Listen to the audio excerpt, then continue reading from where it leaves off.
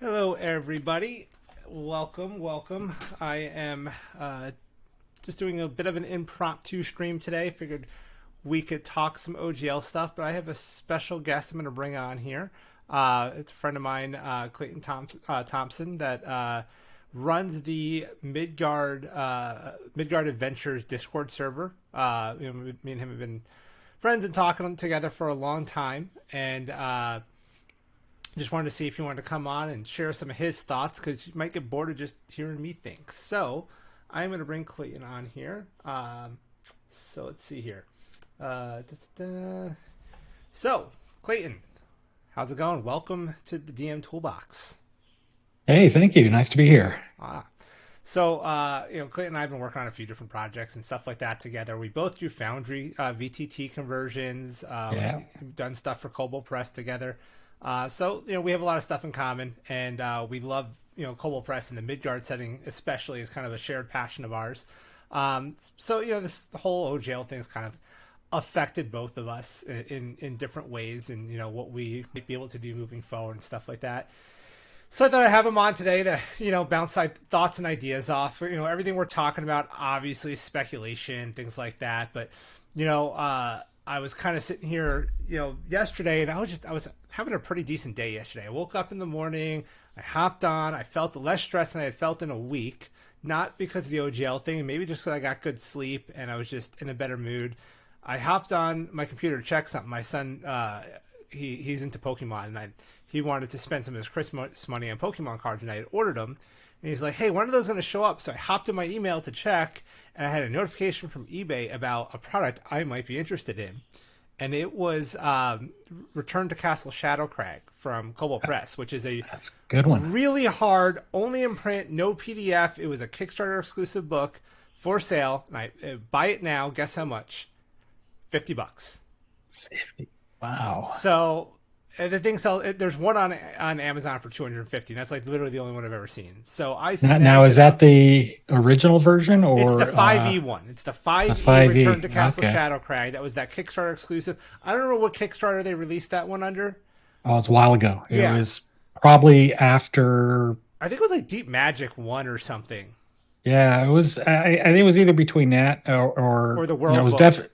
Yeah, it was close to the World Book. I Yeah. remember that. And So I snapped that up because yeah, you can't get the original one no, because that no, just no. went to So paper. so So I I'm like, was like, oh man, like that's one of the very few Cobalt Press products I don't have from the 5e generation. I'm like, gotta hit it.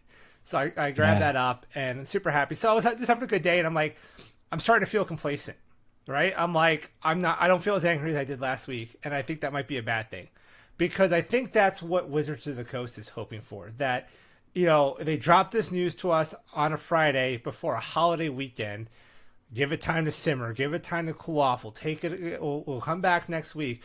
And they're really, I think, just hoping that the anger dies down and that we just move on, find something else to be mad at. Next news cycle.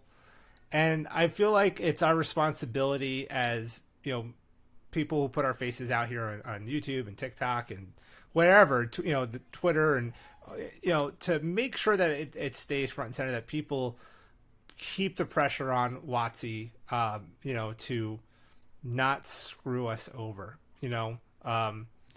yeah. I think that's a completely it's a tactical mistake.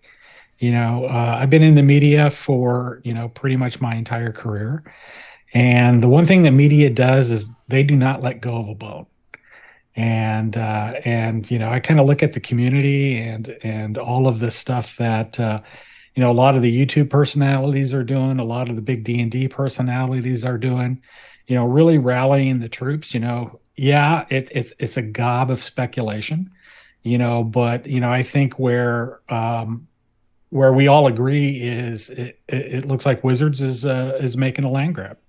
They basically want to put everything behind a walled garden. They look at Apple and some of the online games like Fortnite and stuff like that, and how they created this closed ecosystem where they kind of control the eyeballs and what gets there. And that's not how RPGs work. RPGs is a shared storytelling experience. Everybody sits around the table or on the on the VTTs, and they get together, socialize, tell a story together, and kind of become characters greater than themselves, going out on these, epic quests and stuff like that. And for Wizards to just, kind of drop this little bomb, whether, it was leaked on purpose or, leaked surreptitiously, it doesn't matter. In just seeing their responses, I sense, if they're having a PR company help them with this, they really need to fire that PR company. They probably should fire the lawyers, that, drafted that abomination called the 1.1 OGL or 2.0 or whatever. Or just the press release. I mean, what was that press? That was so full of lies. It was gaslighting. It was so arrogant.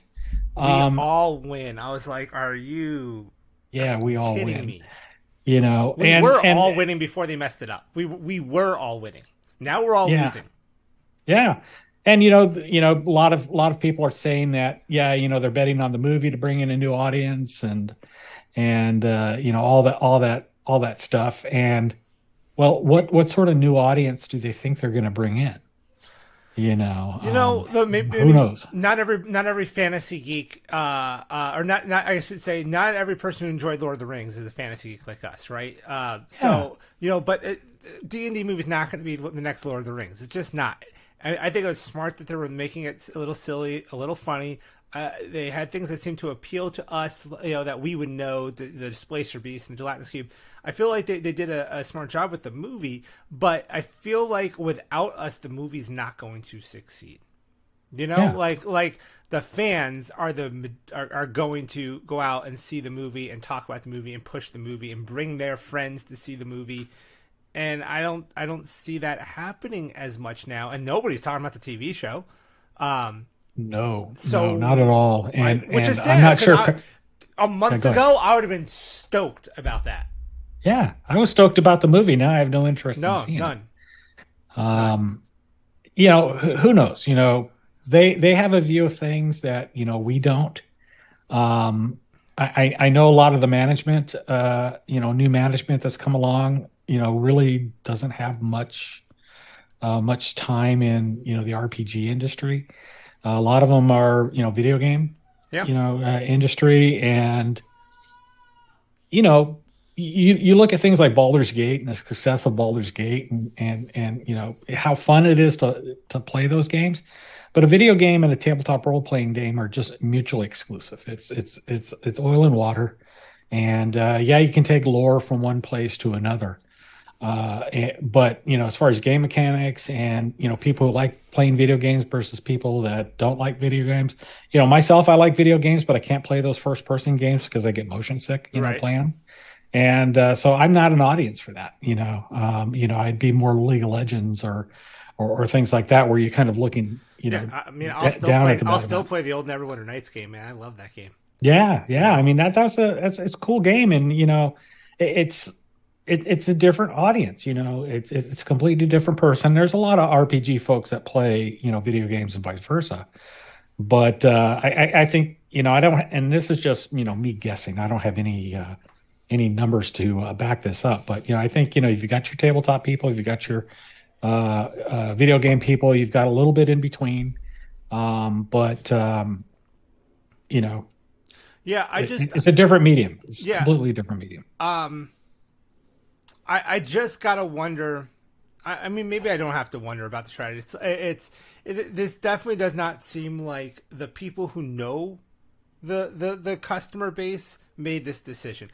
I cannot imagine that Chris Perkins sat there and said this was a good idea. I can't imagine that those guys that have been in gaming for a long time, that they're like, yeah, we should do this. This is going to work great, and the community is going to love it. No way. I mean, I know like not everybody loves Perkins, not everybody loves what's his face, but there's no way those guys made this decision. No way these guys are on board with this decision. I can promise you those guys are fighting it. Like they cannot be happy. And this is corporate execs, bigwigs, whatever you want to call them, that are like, we haven't planned. Yeah, you got a new CEO trying to make her mark. Yeah, I mean, yeah, This is how she's doing it. And boy, she's doing a wonderful job, completely alienating the entire community. I mean, people are fine with rules changes, you know, but when it comes to a very simple OGL that allows the creative community to do cool things, the stuff I'm seeing, coming out of Wizards is I haven't enjoyed it at all. I haven't really been purchasing it. I've seen kind of a downturn, hmm in yeah, content quality since Curse of Strahd, and I love that story, and I've been into that story since the 3.5 days. yeah, But I'm just the innovation that I'm seeing is not coming from Wizards. The yeah. lower in I the game agree. innovation I'm seeing is coming from the community. Community, yeah. I You mean, know, Tome Annihilation, I thought was a good one. Even yeah, Mad Mage and Waterdeep, I thought were fun. Around yeah, then, I yeah. can't really think of something that got me super excited since then. I was very excited for Dragonlance, and I've Mhm. gotten it, and I've looked through it, and I think the adventure looks pretty good. I don't like the mechanics, the feats, things like that they do, and I told people in one of my videos, go and grab Tasselhoff's pouches of everything off of DM's Go. Yeah, That, but those guys are also those guys worked for Margaret Weiss back in the third edition days and helped with creating the third edition Dragonlance books. A lot of them, I mean, they are Dragonlance fans that wrote a Dragonlance book, and it's excellent. That's, I mean, what Wizard should have done is grab those guys and said, hey, come, can we contract you to come write this book for us? And I guarantee it would have been way better. And when what was it? Was it Horde of the Dragon Queen? They hired Cobalt Press guys to write that. right, What and then right. when what was it? Out of the Abyss came out. I'm like, why would they not go to like AAW games, whose whole thing is the Underdark and Drow? Why would they not go to them for that book to help write that book? Like, I feel like they just miss sometimes. Like sometimes they do good. They're like, let's go get these guys. They know this stuff. And other times it's a swing and a miss. And it's been a lot more misses than hits lately. Yeah, yeah. 5e came out, revolutionized the game, revolutionized tabletop role playing. Um, Had a side effect of probably benefiting Paizo and Pathfinder and things like that. 5e was very good for the community. Great. What they're planning for 1D&D, I mean, there's nothing in there that I find overly objectionable rule mechanics wise. I think they made some great steps in the right direction, particularly with casting NPCs. They got rid of this Yeah. innate spell hmm casting hmm and hmm tracking spell slots. You just said this is an action, and yeah, Wizards Wizards, which includes, more other things than Dungeons and Dragons, includes Magic the Gathering, and I believe Avalon Games Yeah. rolls up to that as well.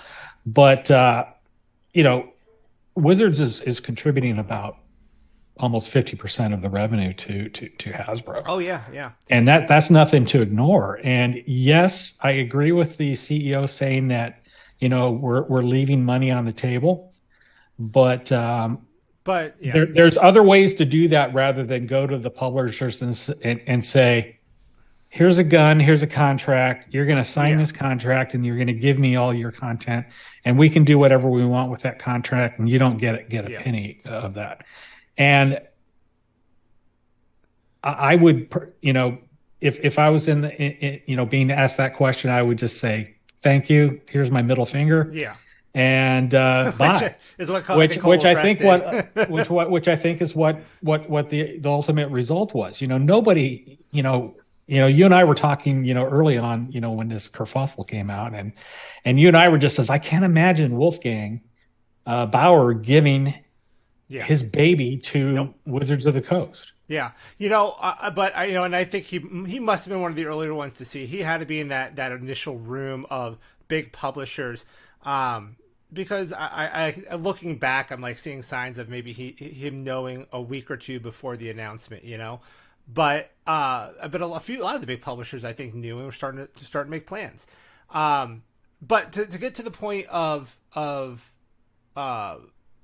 the one D&D stuff, right? Those changes and a couple of other things you mentioned. I want to grab a couple of comments, and then there's a few of those topics I want to kind of dive into more. So let's just hit comments real quick here. I'm going to say your name wrong. Bokanam said, they want complacency. They want us to calm down and forget, attrition by extended time. Exactly, right? They are looking for us to just move along, right? Kind of move on. Yeah. Toe the line, peasants. We know what's better, and you don't. Exactly. And bad that pissing your customers off is just bad business. Yep. Yeah. It is. Yeah. So I agree with Bokanam, 100%. So Cal says they won't don't buy any of their new stuff. It's easy. It's an easy choice. Only exception would be PDFs of older stuff, but those are cheap on DriveThruRPG. So good point, right? I mean, here's the thing, and I think you and I talked about this too. I'm not going to stop playing 5e. I like 5e. My players like 5e. I'm going to stop buying WotC products. I have a shelf behind me. This entire bookshelf here, like the one directly behind me, is all third party. The one on the side with the black flag hanging over it now for Project Black Flag, that's a lot of my WotC and TOC stuff. So I'm just going to keep on playing third party. I mean, I just started an entire Midgard campaign. I use a lot of Nord products in that.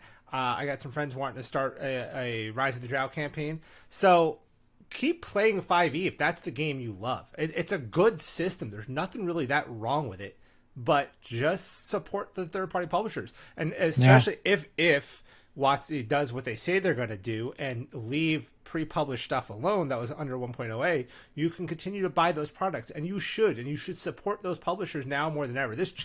My channel is built on supporting and bringing those third-party products to light, and I feel it's more important than ever for you to discover those products and to support those publishers. Right. And, the third-party publishers, they're not competing with WotC. Who was it? Somebody just did an analysis, and they're like, they did a full analysis of how much money would WotC make off of it. And it was something like, in a year, $4 million. Yeah. That's nothing for them. Nothing. That's a week's worth of income for that company. So, it may probably less than a week's worth of income for that company. Right. So it was never about money. It was about control. It was about pushing them out. Control, And they want to get in the entertainment industry. They want to do more. They want to do what Critical Role did. They want to have some animated shows, some live action shows, the movies. They could have done all that. That's fine. You don't need to shut down the third party publishers because the people producing stuff for Forgotten Realms and some of the other settings are largely doing it through DM's Guild. You have to do it. That's the thing. DM's Guild, right? You give up 50% of your money and you give up the rights to your stuff. Yep. That sucks, but the trade-off is you get to use all their IP that you can't use under the OGL. You can write about Forgotten Realms. You can write about Drizzt. You can write about Dragonlance. You can write about Strahd.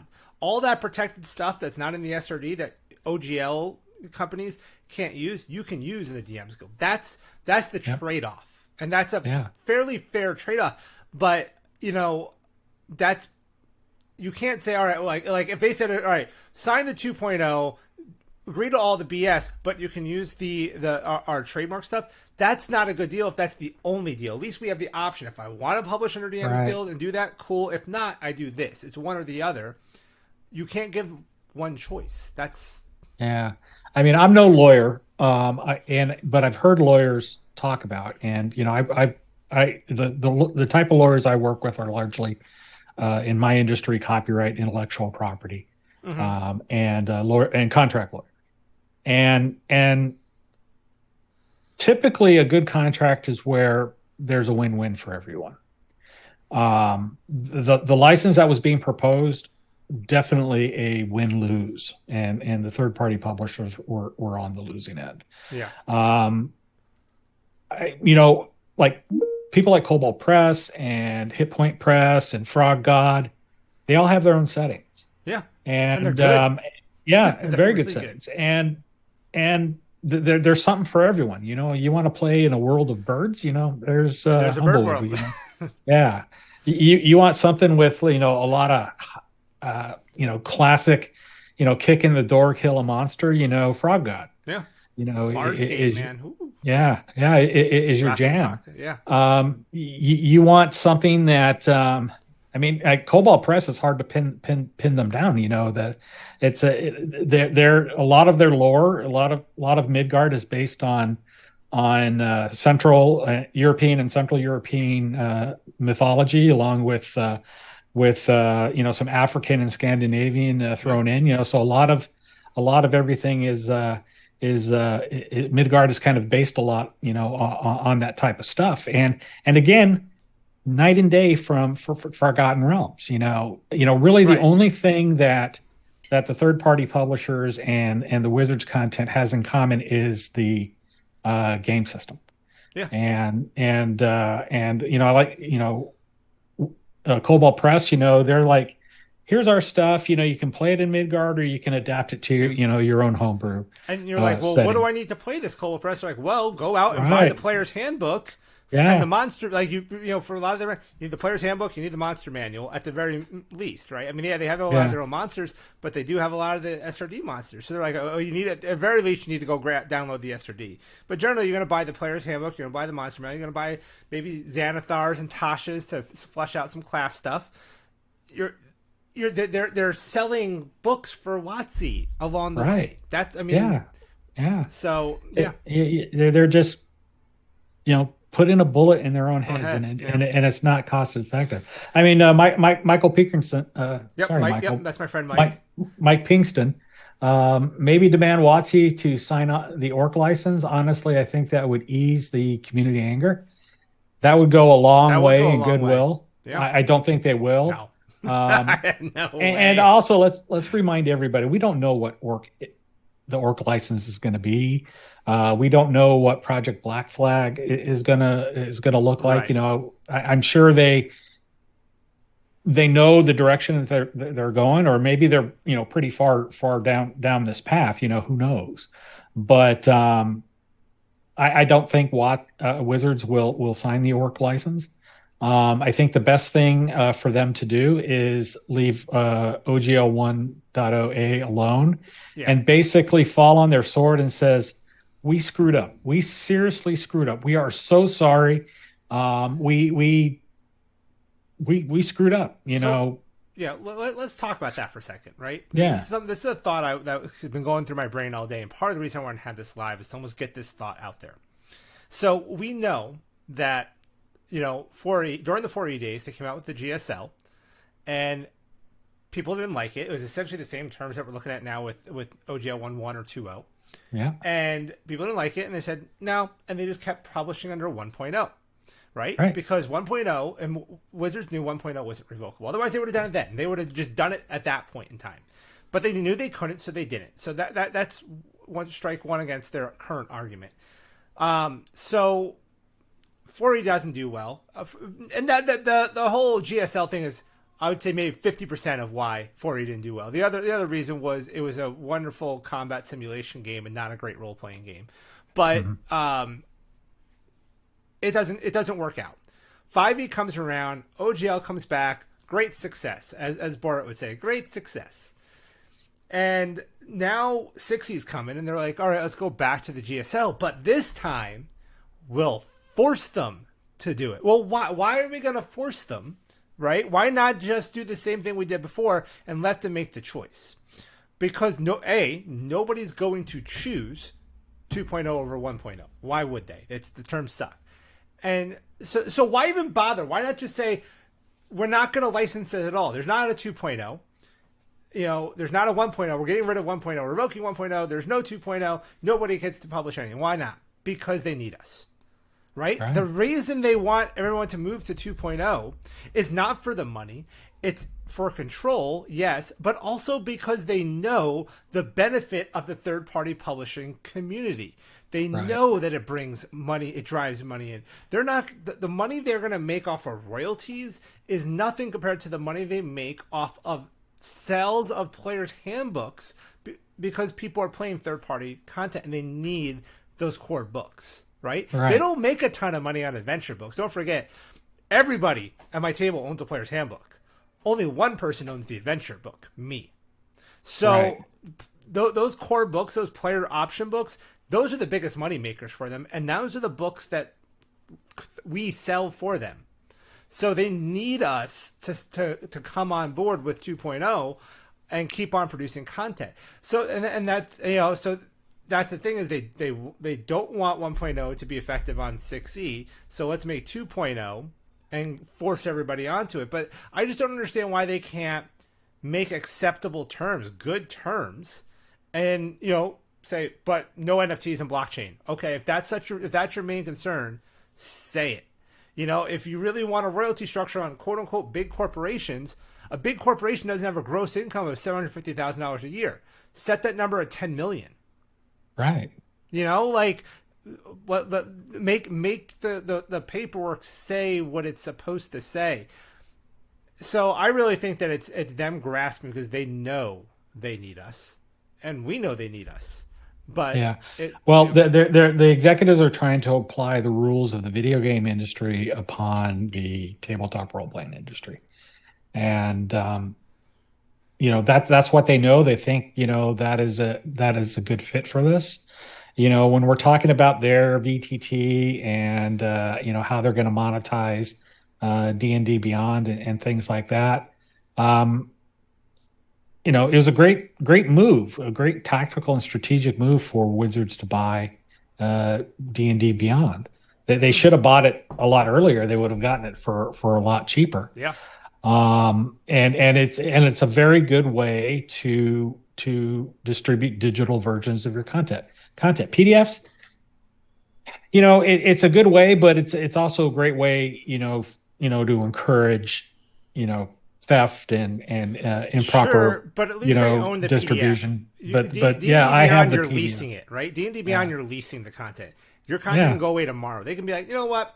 Volos is passe with the new book, with the Mordecai's book. So Volos just poof, gone, right? You can't buy it anymore. At least like I still have, because I bought it on D&D Beyond, so I have it. But they could just decide, nope, you don't have it anymore. They could just take it away. It's a lease. It's not. You don't own anything on D&D Beyond. You're borrowing. Yeah, and Hasbro's market cap is $9 billion. Last time I looked, the amount of revenue that Wizards is contributing to the balance sheet is in the billions. Mm-hmm.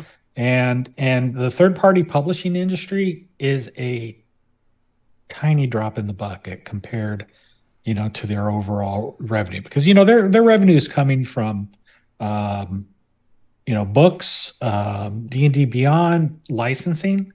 A good chunk of their money is licensing, and the deals that they're making with the entertainment industry and the work that they're doing in the video game industry. That's a lot of revenue that they're bringing in. I just don't understand why they think that every RPG product out there, they need to control. I just don't understand. I don't understand. They got a good product. If you have a good product, you're going to win. Yeah. Paizo proved that. We made a better Pathfinder edition 2e, and it's being adopted. I've been playing with 2e this week. It's great. Yeah, it's if you like a little more crunch in the game. Yeah. But Pathfinder 2e is great. But what I really love and respect about Paizo's work is their content is simply amazing. It's good, and the quality, like not just the content itself is great. The quality of the physical products, the box set, the maps, like their box set's $40 All the instead art. of 20, but you get like 100 not minis, but what are they called? Pawns with stands. Pogs. You get the dice, you get the fold out maps, you get the books. It is an amazing product. And then I grabbed it on Foundry, and I'm like, even on Foundry, like it's fantastic. The maps are vibrant. They feel good. Right. It's just it's a good product. Real quick, Han, I like this comment. Once you sign, you're agreeing to the previous OGL is deauthorized as far as you're concerned. Everyone else is fine. That's why they tried to push with the gun to their heads. Yeah, so that was in the GSL, that's what they did. They said, if you sign the GSL, you're not allowed to use 1.0. That's fine if they want to do that with this one. If they say, listen, sign 2.0, you can't use 1.0, okay, cool. But if I don't sign it, I can still use 1.0. That has to be the deal. If you want to make shitty terms, make your shitty terms. But you can't. The whole thing. I don't know if you watched Ryan Dancy's interviews, but yes. So the whole thing Ryan the best freaking interview I've ever watched. Yeah, in my he did entire two of them. life. He did one. He did one on Roll for Combat, and he did one on Heath's channel. Yeah. And he said the point of authorization, what that word meant is when we were creating it, we had drafts, and we sent the drafts out to the community and said, give us feedback. What do you think? And they would revise, and they would revise. And these were drafts. When they finally had the final product, it was authorized. Now this is authorized. You can't unauthorize it. You've already authorized it. There's no unauthorizing something that's been authorized. That's not what that means. That's not what the term meant. Yeah, so they're slapping a new definition on a term and saying they can do this. All it meant was that we've authorized it for use. Yeah, again, executives from the tech industry, knowing that they can change their terms of service and all of that, on a daily basis. Mm-hmm. The OGL is a different kind of license, and for them to even just the third party publishing industry simply is no threat. And Han also said, "Don't feed the monsters. Walk away ASAP." I've done that. I did. It wasn't a knee jerk decision for me to cancel my DDB subscription. And I thought about it. And then I started looking at like all the homebrew stuff, and there's a lot of junk in there, but there's a lot of creativity in there, as well. And for me, competition, the more people that is contributing, to the game, the better it is, all around. Competition breeds innovation. Right. Competition is important. Yeah. And if Wizards thinks they're going to make a living with the content they're releasing,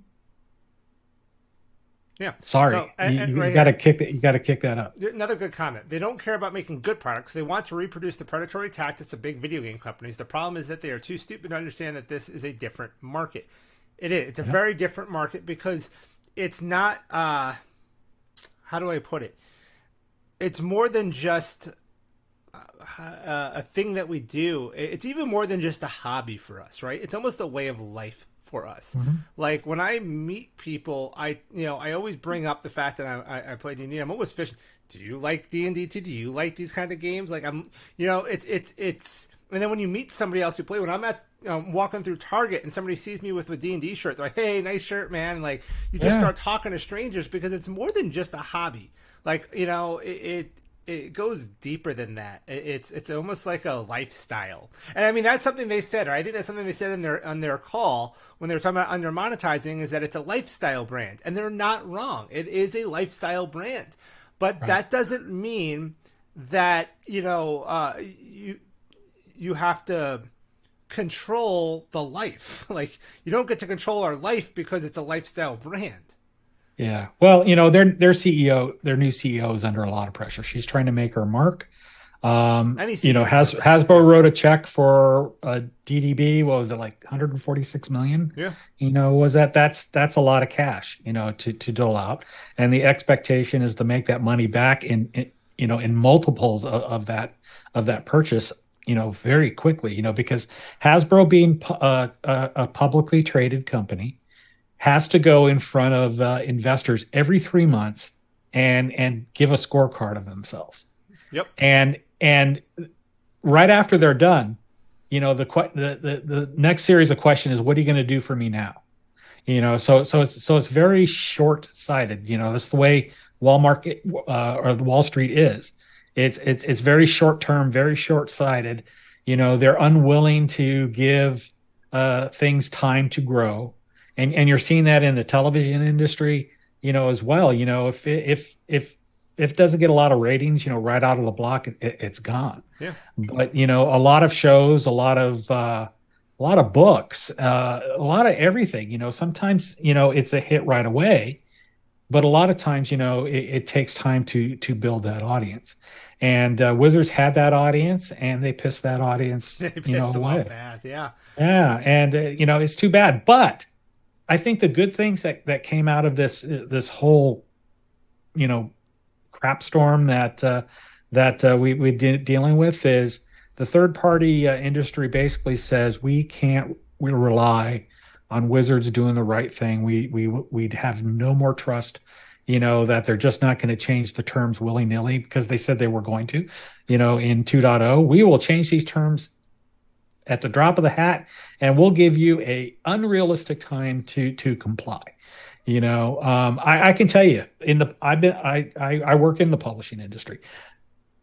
Printing stuff is a lot of money, and the people that are making big money off of the Kickstarters, well, they're not buying mansions and Ferraris. It's like a 15 to 20% profit margin. Yeah, at best, because when you in the case of like Cobalt Press, they release a book and they want to support the VTTs, so they're supporting Fantasy Grounds, Roll20. Those are the two the ones with the greatest amount of eyeballs. They have a strategic relationship with Shard, as their answer, and this is my opinion only, as their answer for being locked out of DDB. Yeah. And also, Foundry. Foundry is an amazing tool. It may be too much tool for some people. Shard may be a better choice for them, because it's fairly low tech and very good at what they're doing. Foundry is very good at what they're doing. It's a little bit more costly to develop for. You and I develop for Foundry. We can do just about anything a publisher can afford. Yeah. We can do some crazy stuff. And they can't afford a whole lot. Nope. So we give them, you and I work and the other Foundry developers, community developers work to try to deliver the best value they can on behalf of the customer, the publisher, and on behalf of the GMs that are going to buy this stuff. And if you want to see top quality Foundry production, go look at go buy. I think it's like $40 or $30, whatever it is for Foundry, the Pathfinder 2e beginner box. Right. You will see they do a lot of great CSS stylization and stuff in there. The quality of the product you can put out on Foundry, it's the next best thing to having the physical book in your hand.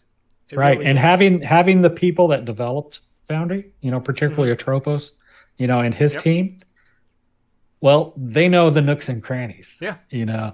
And they're super smart. Andrew, he's probably forgotten more than he knows. I wish I knew as much as he's forgotten. Exactly. about this platform, and every time they release something, something that the Foundry team does, they set that bar like super high. Yep. Super high. And it's great, because then I'm, as a community developer, you're a community developer, says, all right, I want to do that too.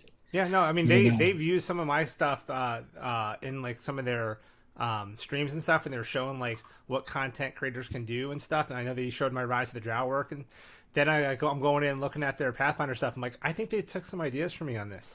Right. And we're taking ideas from them. Yep. And we borrow off of each other. Yeah, and it's great. And it's great. And we help. We work together because we want to. Foundry can only be as good if there's content, available for folks, because while you can do like something super basic on Foundry, super easy, it's easy to create a map. It's easy to just draw walls, it's easy to set some lights. But if you want to do any degree of automation or other fancy stuff, you want to style the journal, to look like the books, or you want to, or go beyond what what they look like in the books. You've got to know how to do full stack development, and so and you can. That's the thing, is that you can do it on a virtual table. Yeah. In this so getting back to the profit margins, for third party publishers, so they're printing a book, they're shipping, that material, they're creating, one or multiple versions of the same content for different VTT platforms. They are paying writers and artists and layout professionals, marketing folks. Yeah, if they're making 15%, that's huge. Yeah. That's huge. I don't know if it's that much, but I don't know for a fact what it is. 15 sounds about right. But the biggest single cost is paper. Paper is a commodity that is constantly going up. It's a pain point in my industry. We print magazines. I used to also be in the newspaper industry, and the cost of newsprint, is constantly going up. The cost of ink, printing a book, you're dealing with professionals, on multi-million dollars pieces of equipment, to print and bind and trim and wrap, cardboard, with the covers, and things like that. And it's labor intensive, and you take 25% off that gross, profit, over that 750. People aren't going to do it. You lost money. People aren't going to do it. And that's where they make their money. People want to buy the books more so than the VTT products. Yeah. I think at some time, it's going to kind of move to 50-50 and probably hover there, for a while. COVID, really shown how people can successfully game on the VTTs and still gather and continue with their communities. Nothing's better than playing in person for sure. Yeah, but playing on the VTT is, you can also play with friends across the country or across the world, which is kind of cool. So and Enrique, and a post from Enrique. Tabletop RGBs don't need maps and fancy animations. 100% agree. Absolutely. 100% agree. And OpenD&D did say, thanks for talking about this today. That was the whole point, was I don't want the topic to get stale. I feel like we got to keep talking about it, make sure people keep, keeping it close and there's nothing here we're going to contribute that you haven't already heard. I mean, you've heard it all before. It's not that. It's just keeping it fresh in your minds and not coming back tomorrow after a 3-day weekend and being like, what's up? Got to keep it fresh. Also, I was going to say, I saw another comment here, and it's maybe a hot button topic, but I wanted to get your take on it. Where was it here? Man, somebody had said something about I want to say it was about, here it is. People are being critical, with no pun intended, of Critical Role, but consider their small gestures of the last days. I think it's obvious that they're moving to Pathfinder. That would be bad for WotC. You know what? I feel like the speculation around Critical Role is maybe one of the hardest things to read. I have so many theories. I think that best case scenario is, you're right, they're going to move to another platform, whether it be Pathfinder 2 or maybe Matt working on his own system. Another possibility is, because of how big they are, maybe they got roped into this thing so long ago before they knew what the rest of the terms were for the rest of the community, and they were given a sweetheart deal without knowing what a non-sweetheart deal looked like. And then when this all came out, they're like, oh crap, now what do we do? That's possible too. We just don't know, and I want to give Critical Role the benefit of the doubt, because I think that generally they're good people and they care, and I don't want to imagine them not doing the right thing here. I think if they could have spoken out about it, they would have by now. I think that they can't. They have sponsorships. They've got contracts in place. So yeah, everybody who's saying, oh, they can't talk because of non-disparaging clause and things like that, they're right. They probably are. Their hands are tied. And that statement the other day, which was not what I was hoping to hear from them by any means, was probably the best they could possibly do legally. And don't forget, agree. For them, they're not Cobalt Press that are just printing books using the OGL. They are a big company that's got a lot going on now. And for them, there is literally millions of dollars at stake. So, But I'll put this stake in the ground about Critical Role. Critical Role did not get popular because of D&D and because of the D20 system. Agreed. It got popular because they created amazing stories, had wonderful characters that you can identify with, and put out a wonderful piece of entertainment. Mm-hmm. Yeah. That is why If anything, D&D got more popular because of them, right? Like, had they been playing Pathfinder, what would we be looking at right now? Yeah. You know, I mean, granted, D&D is D&D, and Fifth Edition was a good system regardless of Critical Role. But I feel like I know countless people. I've seen countless stories of I've never played D&D before. I was watching Critical Role, and now I want to play. They have brought people in. So yeah, I learned how to DM by watching, Matt Mercer on Critical Role and Chris Perkins on the various shows, Acquisitions Incorporated and the other one. I learned to DM by just regular Joes, no pun intended, but regular folks, like you and me, DMing, trying it, nothing's perfect. Nobody knows all the rules, but just to see how they tell a story, that is what settled it for me about how to be a good GM is you tell a great story, you let your players contribute to that story. And the biggest joy, which is why I like playing campaigns more than I like playing one shots, is that you really get to see, not only the player grow into their character, but the character can grow as well. And that's why, they're very talented people. They set bars, so super high. Voice actors and people that can improv, amazingly. But that is the rolling the dice part. That's the mechanics, and like you said, you can do that in Pathfinder. You can do that Open Legend RPG. Swords and Wizardry. Castles and Crusades. It really just comes down to the storytelling, and that's why D&D flourished. D&D flourished across the community because people were getting a lot more out of playing RPGs than just playing video games. People aren't stopping playing video games to play RGB. You just you get something different. Yeah. You get I stopped playing different. WoW and I started playing D&D again. Yeah. So I don't think Critical Role is too big for Wizards to mess with. And now that they're affiliated with Amazon, their show did really well. There's a season 2 coming, as well. I enjoyed the show. A whole bunch. A lot of it was from the story that we already heard from their first season, but there was more to it. And just kind of see it play out, in animation was just like totally. I think the new season drops in like 4 days, right? It's just around the 20th. Corner. Mentions, in Stranger Things, that certainly helped, for sure. Right. I mean, what's funny is everyone's like Stranger Things, D&D. I'm like, in the 80s we had E.T. and they played D&D and E.T.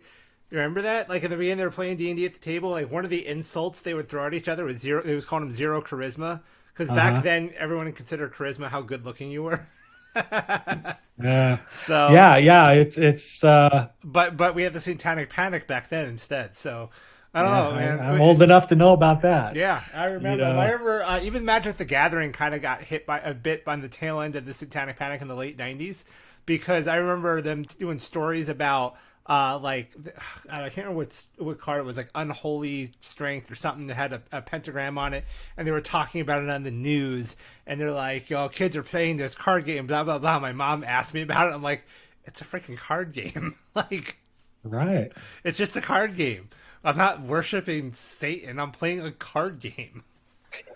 Yeah, where in the spell does it talk about Satan? Yeah, I'm like, where does it? Where in the spell does it? Angels, Mom. I'm like, there's demons and there's angels and the white cards. How come they're not talking about those cards on the news? Well, that's another thing, that the media just glommed onto, because it made for good eyeballs and stuff like that, But Han, asked if D&D Beyond is hiding the unsubscribe button. Yes and no. They did take that unsubscribe button off but you can still go into subscription management and cancel your subscription. In fact, I did that today. Okay. I'll post a link Yeah. to it, as soon as I dig it up. But Yeah. it is still Send me the possible. link and I can put it in the chat. Yeah, Send me the link. and and yeah, for me, I pay it on the annual plan, so I Yeah. just renewed like in December. So yeah, I canceled my subscription, but I still Yeah. I think mine's have good my through subscription July. to the end of the year. Yeah. But I've moved all my character sheets off. I moved all my homebrew content off. Mm-hmm. I just transferred it into Foundry. Yeah. I Super have everything at simple. Foundry. And And that's another good point. Because I think part of the stream I wanted to talk about today, right, was what do we do now, right? So everyone's canceling D&D Beyond, but the people who aren't are like, I use it, I need it. mhm. And I get that. I like it too. I have a lot of newer players that I play with, and I'm like, let's just use D&D Beyond to create your character sheets. My daughter and her friends, they're, like 10, 11 years old. It's an amazing tool to help them create characters and learn how to play. But there's other ways to do that. There's other tools out there. And granted, I still think, despite the statement that they're coming after the VTTs, because that wording of VTT uses as opposed to just VTTs, to me that says you're allowed to use a VTT. You just can't create content for it. Right. You can't, Foundry can't have the 5e system on there, and Kobold Press can't put their book, create books and distribute them and sell them on there. But you as the player, you can use it. Well, use what, right? But regardless, I personally use Foundry as a campaign management tool, and I have a series of videos Mhm. on it. And I talk about how having all your books and products on there, you can do that. So if you have Foundry, which costs you $50 for a license, you can go get the D&D Beyond plugin tool and start downloading all your D&D books right into Foundry. You put them into compendiums and you can have them in all of your games. So moving all your big books over into there, and then having your third-party publisher books on there, and you can start interlinking things and making it work really nice for you.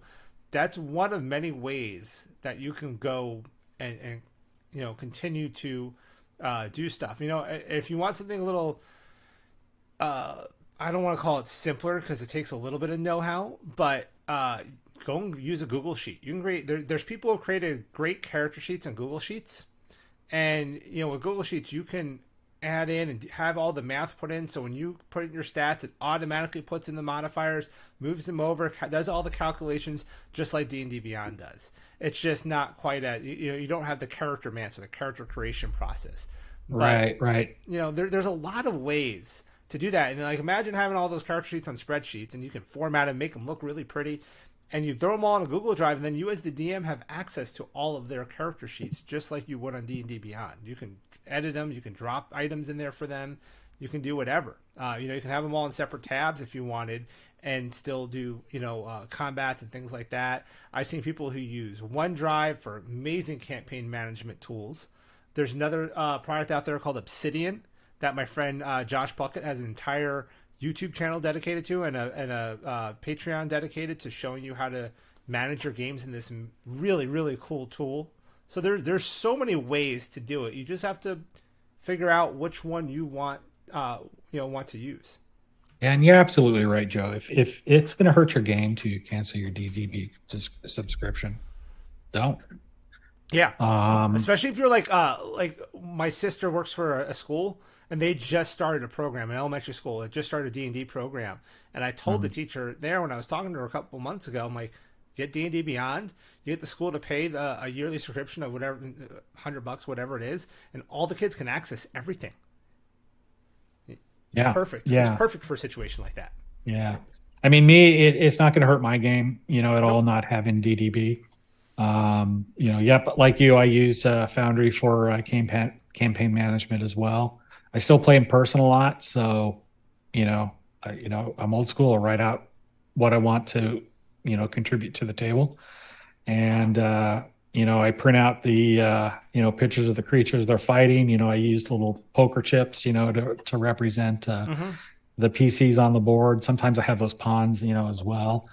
Um, it's definitely, a lot of convenience for players to quickly whip up a character and take advantage of the content that your GM may own, or content that they've purchased, or more accurately licensed from Yeah, Wizards. license. It's That's a good way of putting definitely it. convenient, and that's why a lot of people on Roll20 aren't ready to make the move, because they made a big investment in content there.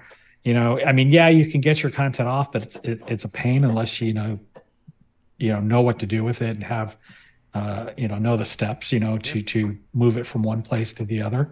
But yeah, you don't have to buy their books. You can just support the third party. Go to Paizo and acquire the starter box. Hmm. It's reasonably priced. I think last time I looked, it was $40, Yeah, $40, and they got that and 25% off sale going on right now on yeah, all their yeah, books. Although I was funny because I went to go I added it to the cart, but the shipping was like $18, so it's still cheaper to do on Amazon. yeah, yeah. But Well, yeah, is whatever your pocketbook can support. support, yeah, Do directly support by buying it off of the publisher site, because they get more of the money. But if the coins are limited in your pocket, Amazon's a great yeah, alternative as well. Paizo and Cobalt Press, they're also going to make some money off yeah. it. Well, they have their own Amazon storefronts. Right? Like when you buy, last time, usually if you look when you buy, like, let's say Toma Beast off of Amazon, it'll say that it's Cobalt Press's store to selling. They have their own store on there. So they're still making the money. What's funny is I have a friend who does. He's got a company that makes accessories and things like that. And I'm like, should I send people to your website to buy it, or do you want them to go to your Amazon store? He's like, honestly, he's like, I make more money when they buy it through my Amazon store because the shipping and stuff like that. Like he actually ends up making a little bit more money selling through Amazon than he does selling through his website. Right. The Because eyeballs are there. yeah, The because of the convenience of shipping and stuff. purchasing is there. Yeah. Yeah. So Yeah. So yeah. So this is your opportunity, folks, to take a look at third-party publishing products. You can get in cheaply by just buying some PDFs and checking out what they have, and then if you want to make the jump into buying their soft covers and hard covers, you can definitely do that. There's amazing products out yeah. there that are mostly 5e, and the D20 system is not going to go away. I have a feeling that whatever comes out of Project Black Flag is going to be close to that. Yep. And I'm guessing. I have no yeah. information. Yeah, no, I have no information. Yeah. I can't imagine it not being good with the people that I know are going to be working on it. Like they write good stuff. And if Yeah. you guys, if you haven't played third party products really, if you're wanting to experiment with it, like I said, Clayton and I are both big Cobalt Press fans. Clayton runs the Midgard Adventures Discord server. It's a server dedicated to running adventures in Cobalt Press, whether they're officially published Cobalt Press products or if it's, you want to play Curse of Strahd set in Midgard. It's just anything we run in there is all set in Midgard. It's very much like a kind of Adventure League-esque where you create a character that's persistent on the server. You play, you get, what do we call them? Character Session points, points. Yep. Session and treasure points. points and stuff like that. I'll put a link to that Discord server. So if you're looking for a community to play online, we play Roll20 and Foundry. I think maybe a couple people might use Fantasy Grounds, but mostly Roll20, Foundry, and probably Shard are the ones that most people will run games in. It's a great little server to check out a third party material and setting and see what you're missing out on, because it's a fun one.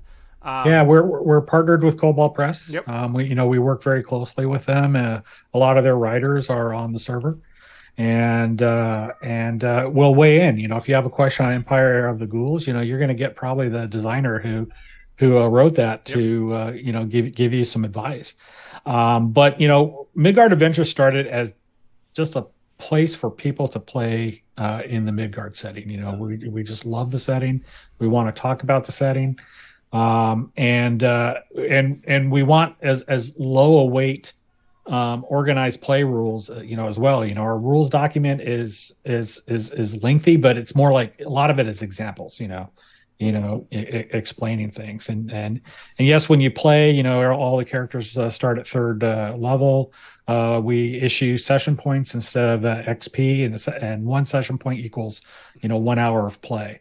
And then you also get magic item points. We call those MIPs. That you can use to acquire magic items as well. They're not there to buy it. It's just a way to kind of manage magic item proliferation. But we have like PDFs and stuff that kind of explain the rules, Yeah, explain the character yeah, creation, explain what you can use and can't use. So yeah. it's all good stuff. I mean, But check it most out. of it is people there just talking about Yeah. Midgard, talking lore. Yep. And I mean, we have a channel right now dedicated to talking about the OGL, just because it's on everybody's mind. Created a dedicated OGL topic, but we have channels dedicated to all the different books and things. So if you got questions about Kobold Press, it's a great place to go. It's probably more active, honestly, than the actual Kobold Press's Discord. Although since they launched Black Flag, that Discord has blown up a bit. But it's all pretty much about OGL and Black Flag currently.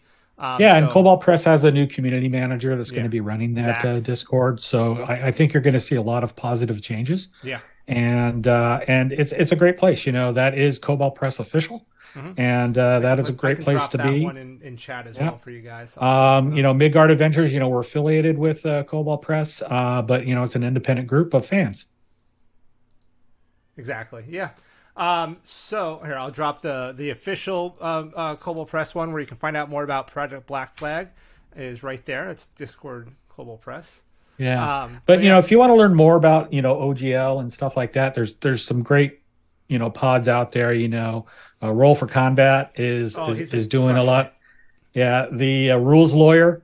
He's a Pathfinder 2e guy, but he plays a lot of 5e, and he teaches kids in middle school how to play role playing games. Yeah, Discourse Miniatures. She's been doing some good stuff, and she started a second channel that's more focused on D&D stuff. I think because her whole thing was more wargaming and minis and stuff. So she went through this before with the whole Games Workshop debacle. So it's like flashbacks. I think Right. for that community. And if you want to see Ryan Dancy's interview on Roll for Combat, spend some time. He spends a couple of hours, with Steven, and he's the guy that put it together. Launched it, worked with the lawyers. Knows exactly what the intent was. Yep. And just amazing interview. But don't let's keep holding Wizards' feet to the fire. We do want Wizards to be. I want Wizards to be healthy. I want Wizards to make money, but I don't want them coming in here like bullies. No, and basically saying, toe the line or screw you. It's the software industry mindset. The large software companies. I've worked with them, and there is the mindset, we're such and such, so you toe the line and just do what we tell you to do. And I think that's bad business, but it's the business that you work in. Not a single D&D fan needs D&D to release a single piece of content. Most GMs write their own stuff. Yeah. And I think it's come down a little bit, but the quality that you're getting out of Cobalt Press and Paizo and Frog God, don't overlook them, and you can just take their stuff and put it in your own. If you like to play in Faerun, fine. Just adapt it to Faerun. I run a Curse of Strahd game, and it's set in Midgard. You're not stuck. You can do whatever you want with the content. Yeah. And by the way, I'm going to say your name wrong again. Bakanam said that his daughter just started as a GM in Midgard and loves it for her setting. Kobold Press makes tremendous third-party books. I think I saw you post about that in our Facebook group, in one of the Kobold or Midgard Facebook groups too. But yeah, if you're not in the Discord, join up. And if you have questions about books or lore, we got people there who we literally have a lore channel. It's my favorite channel where we just talk the lore and answer questions about stuff. And Clayton and I might have some more insights coming out soon about that very topic. But Mike just said too. Don't forget about I don't know what system that is.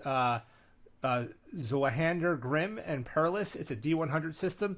There's one of the things that is brought out this past week and a half that has felt like a month and a half is people are looking at new systems. D100 systems, 2D20 systems. I mean, I started looking at even Call of Cthulhu and how they're like a, what was it, like 2D6 times 5 or something weird like that. I mean, Right. or 3D6 times 5 and 46 times 5, whatever it is. And then I was, obviously Pathfinder 2. What was the other system, Mike, you and I were talking about yesterday, besides Call of Cthulhu? Star Wars FFG. And there was another one I think you and I were talking about too. There's just so many different systems that don't rely on OGL out there. It's neat to see people, even people like me, are like, all right, I've been talking about wanting to play it. Now I'm gonna play it. There's actually a guy on our Midgard Adventures server in Lando who runs so many games and so many different systems. He has his own Discord server that he runs them in, but the guy runs everything from AD&D First Edition. I think he runs Call of Cthulhu. I think he runs Star Wars FFG. I think he runs the Star Wars D6. I mean, he runs so much. He knows every system, and he runs games in all of them. So if you join that server, look for him and join some of his like offshoot games, because he will teach you some new systems. He's a great guy. Yeah. He also is a big fan of Greyhawk. Yep. So if you're old school D&Der and love Greyhawk, he's your guy. Yeah. No, there's a lot. Oh, Cypher. Thank you, Cypher. That's Cypher another one system, that's on everybody's mouth right now. And I think part of that is because Monty Cook, just as this all broke, I start seeing ads for Cypher popping up in my feed. I'm like, well done, Monty. Well done. Yeah, my tiny little brain can't handle too many systems. Yeah, I don't know. Cypher looks cool because it feels like it's I don't know how to describe it. It feels like this just board where I can just plug stuff in. Like it's like this template to plug anything into and make it work. I think it definitely takes some creativity on the game master's part. But I feel like if you want to run a superhero game, you can. If you want to run a fantasy game, you can. If you want to run a space adventure, you can. With Cypher, it can do anything if you're willing to figure it out. Yeah. So yeah, like Joe and I said earlier, there's not a lot of anything new that you're going to learn from us today. But what we're we are big proponents of the third party publishing industry. We want to see it thrive, and we want to see the companies do well, and just my support is 100% behind these guys, 100% behind Black Flag and the ORC. Early on, Midgard Adventures, went on record, we will support 100% the third-party publishing industry. Yep. And we hope that Wizards will come to their senses and just, roll out OGL 2.0. Just leave 1.0A alone. Yep. All right. Because if you're going to make an amazing product that is just so awesome, people will come. Paizo proved it.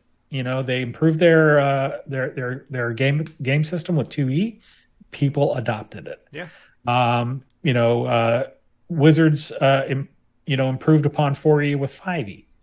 People came in droves. So that's how business should work. Is you make a great product and people will buy it. Not that I'm going to hold a gun to your head. I'm going to steal your intellectual property. We're going to dictate the terms. You're going to pay us a lot of money. We're not going to give you jack. So sad. It sucks to be you. That is bad business. Yeah.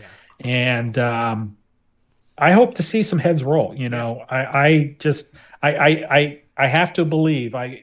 You said earlier, you can't believe Perkins and Crawford are on board with this. I don't know. I can't imagine them being on board. I can't imagine that they are. They're never going to come out publicly against their company.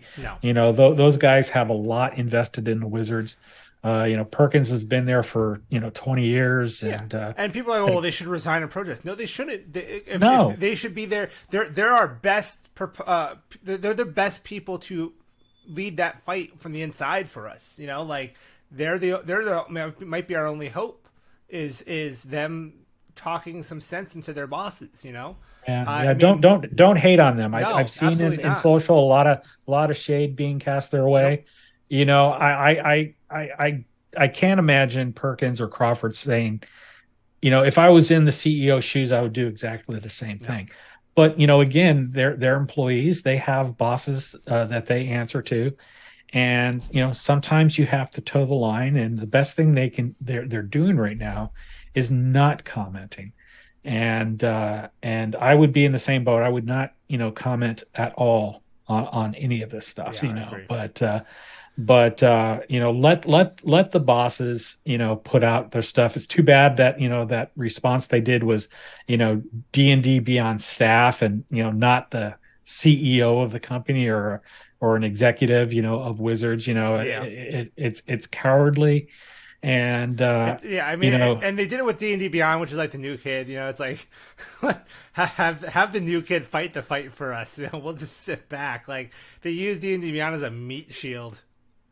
yeah, yeah. Well, you know, They're like, I think have they the put it. wizard tank it. Yeah, I think they, you know, just to play devil's advocate, I think they use D&D Beyond because they have a better infrastructure, you know, for that type of We're talking communication. about on Wizard, Twitter though. yeah, Like they're Twitter, tweeting from D&D Beyond. I mean, granted, the last statement came from the WotC account, but probably only because of the blowback that we made fun of them for making the "we're going to give you more information soon" for the D&D Beyond account. I'm like, what are you yeah, doing? yeah, you're right. They should have done it on Twitter, You you know, know, their Discord but channel. yeah, I know you said, you know, I was kind of thinking about that when you were saying like, oh, I hope it turns out better. I hope, you know, I know there's not a lot of hope, but I kept thinking of Star Wars when they said rebellions are built on hope. I mean, I really feel like this is a rebellion, and we're really, you know, at this point, it's all we have is some hope that we can convince them to do the right thing. Right, You know, I right. just I don't know what's left at this point. Like, do you think like so they made this statement, right? And I think I have it here that I can pull up. Let me see here. Let me move some windows around. Here we go. So they make this statement, and let me go here. And they say that you know they talk about the things that they're going to do. We're not going to have royalty structures. You know, we're going to leave one you know content already released under 1.0a will remain unaffected.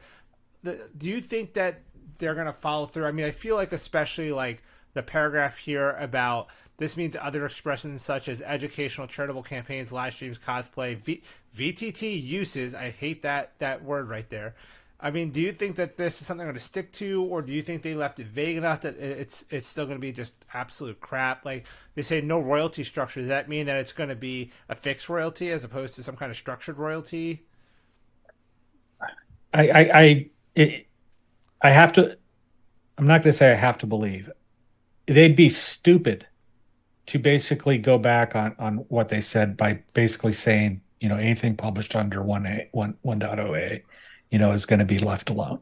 Um, I don't think the royalties are going to go away. You know, they're a publicly traded company, and stock markets love things like royalties and stuff like that. So I don't think that's going to go away. I don't think they're going to make much money, you know, off those royalties because the third party publisher already said we're done with you. You know, but if they go back on you know, even the little nuggets, you know, good things that they win in that statement, you I just know, wonder if they're going to double speak it. Like, oh, there's no oh royalty yeah, structure, but there's still royalties. You know, yeah, oh, I you know, there's no license back, but there's still, you know, like yeah, that 9,000 word license is probably going to get knocked down to maybe down to 8,000. yeah. You know, I don't think much is going to change. Um, I don't. They're basically they are, you know, these executives are banking on annulling 1A. You know, they are banking that. They think they can do it. I can't see Um, how. I don't think they can win yeah, that fight. they will not only, they've already shot themselves in the head, but they're going to decapitate themselves at the same time. Yeah.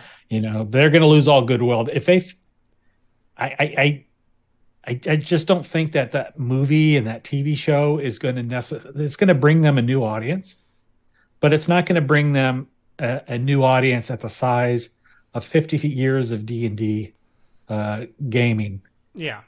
in the short term. And remember, corporations live and die every 3 months. Yeah. I mean, So yes, they're the best thing they can do is says we're leaving 1A alone. You can continue to publish under 1A. But if you want to use the new rule set, you're going to have to do it under 1.1, and they can do that.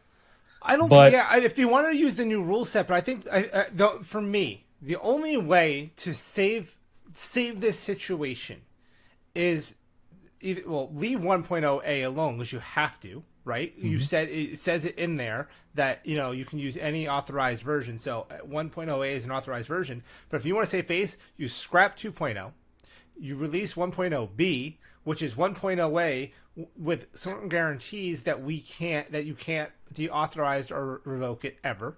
You update 5e SRD to 5.2 and put Artificer and some other cool stuff in there as just a show of good faith. And then if you're really smart and you want 6e or 1D&D, whatever the hell you want to call it, to succeed, you release that SRD under this as well. But if you're going to insist on all the control and all this, if you want another GSL situation, go for it. Nobody will care and sign up for it, but you can't touch 1.0a. Like you have the bare minimum is you leave 1.0a alone. That's the bare minimum. They came into discussion with the third party publishers from a position of arrogance, and that you need us more than we need you, and we expect you to stand up straight and salute and do whatever we want. Yeah. No. Just yeah. If 6E is going to be that awesome, people will go. No. And if you want to publish under 6C, then you're going to have to do it under the new license. And yeah, my problem with 6E, by the way, this is what I meant to bring up earlier. You were saying like you don't mind the rules changes, and for the most part, I don't either. Where they lost me with 1D&D, I'm going to call it 1D&D for now, is they said that it's going to be backwards compatible with 5e. But then they went and changed how class structure works. Right. Not just power, but with clerics and wizards and other classes that used to not get their subclass at level 3. Everybody gets it at level 3 now. Well, guess what? That's not backwards compatible anymore. I can't use my Xanathar races. I can't use my Xanathar's classes or my Tasha's classes. I can't use my Kobold Press subclasses or my AAW subclasses anymore because it doesn't work. It's not backwards compatible. As soon as they made that change with how the core mechanics of the classes worked, it no longer became 5.5. It became 6E. Right. And I mean, it says right. I know it says right in the release calendar 6E now. So, or 6X. So that right there kind of lost me as well. I mean, sure, advantage and skills and say all pretty much work pretty similarly. I can run Curse of Strahd, I'm sure, in 6E just fine. But I don't see the backwards compatibility as much as they hyped it up to be. I agree. So that to me was one area they kind of lost me on. I'm like, I don't know if I want to play it if that's the case. Like I like a lot of the things they talked about doing. But if you want to see a really good 5.5 edition, go look at the Level Up Advanced 5th Edition rules. Those, I finally grabbed that book and I'm looking at it and I'm going, these are my homebrew rules in a book. Right. Like, and it's a bolt on a 5e. Yeah, it's a bolt. I mean, they did a good job with that book. Like a lot of us, I think, have a ton of homebrew rules and we hack 5e up and make it work for us. I feel like they took all the best homebrew rules out there and they just made it. They put it in the book and they said, "Here you go. Here's how you run it with all this stuff together." Things like I did on this new campaign, as I said, if you have an intelligence modifier +1 +2. You get skills. You can get a skill proficiency or a language or a tool proficiency for every +1 you have. And they made that a rule. I wonder, I should look and see if they did my health potion rule where I said, if you consume a health potion as an action, you don't roll it, you get max healing. But if you do it as a bonus action, you still roll it. That was another homebrew rule I have. I wonder if that's in there. But I saw quite a few things in there that I'm like, these are great changes or changes that I've already made to my game. So if you want a real 5.5, I would recommend the Level Up Advanced 5e. What is that? EN Publishing, I think, is the company. Yeah, you just Google Level Up 5e. Yeah. And they did a Kickstarter for it. They got a bunch of books. Yeah, Super it's good. well done. Yeah. Books are a bit pricey. You know, I believe you can just get the PDFs if you want. Yeah, that's what I did. This is a company out of the UK. Amazing creativity coming out of that company. Yeah, give it a look. See, you know, I have heard a lot of good things about it, and I'm going to at least buy the PDFs and Yeah. take a look at it. Jay And just said this too, by the way. He said it's funny that they said you will own your work. What about rights to do what you want? They think we don't know the legal difference that owning something is simply a basket of rights. Here's the thing about that statement in their statement from the other day, the one that we were just looking at here, right? They said that you'll own your work. Well, if we go back and look at the leaked 1.1, it already said we owned our work. It never right, said that we won't own it. It just said that we have to license it to them forever for free, irrevocably. right, So is that still going to be in there? Because there was never a because everyone's like, oh, they're going to steal. They're not going to steal it. They're just going to take it. And right, use it. You still own right. it. Hey, you own this work, Clayton. But we're just going to use it and sell it and not give you any credit or money for it. That's all they said. But you own it. It's yours. That's the one thing that put that huge bad taste in my mouth was them saying we're going to take your stuff and you're not going to get one penny Yeah. from us. Yeah.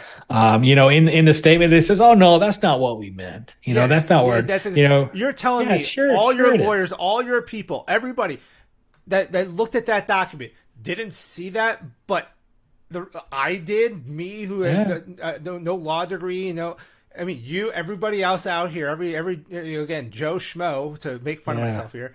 Don't mess saw with a that. bunch of rules lawyers, right? Yeah, you're saying that we all saw that, but you guys didn't see that. I call BS. I call BS. That's why I don't publish on DM's Guild. Yeah, no, me same. I'm not giving up my stuff. Yeah. Jay also said one D&D isn't compatible. That's just so they could say legal. The new OGL is an update because one D&D is an update to 5e. Sneaky, sneaky, sneaky. I don't think that Jay's matters because now 100% they're right. calling it 2.0.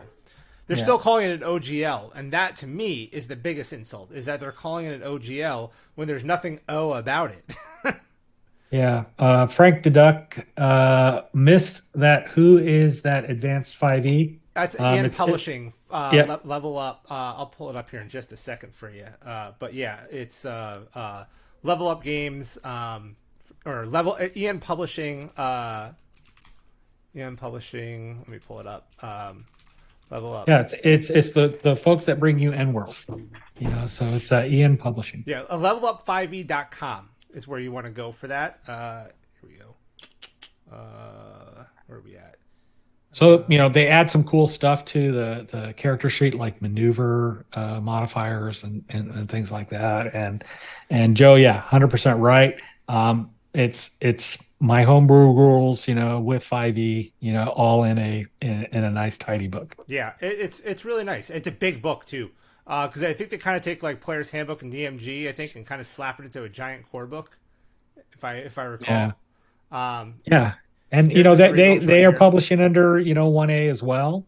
A lot of people are just using that as a safety measure, you know, in case they a wizard's expression that's intellectual property sneaks in. That's why Pathfinder 2 included that. In their case, 2E use their own expressions and their own terminology. And they use the 2E license to allow others, to take, their open content and do the stuff with it. Yeah. Zach says, I agree. 1D&D is 6e. Going to be focused on online transactions and marketplace. They want everyone to stay in their new walled garden. That's what they don't want third-party creators taking people away. I have no problem if that's the route they want to go and do microtransactions. That's fine. Sure. Go for it. Some people might buy into that. You might make some money on it. Some of us won't. But we need that choice, right? And again, what it really comes down to is that 1.0A is perpetual. It can't be revoked. It can't be deauthorized. That's not even a thing. You just can't.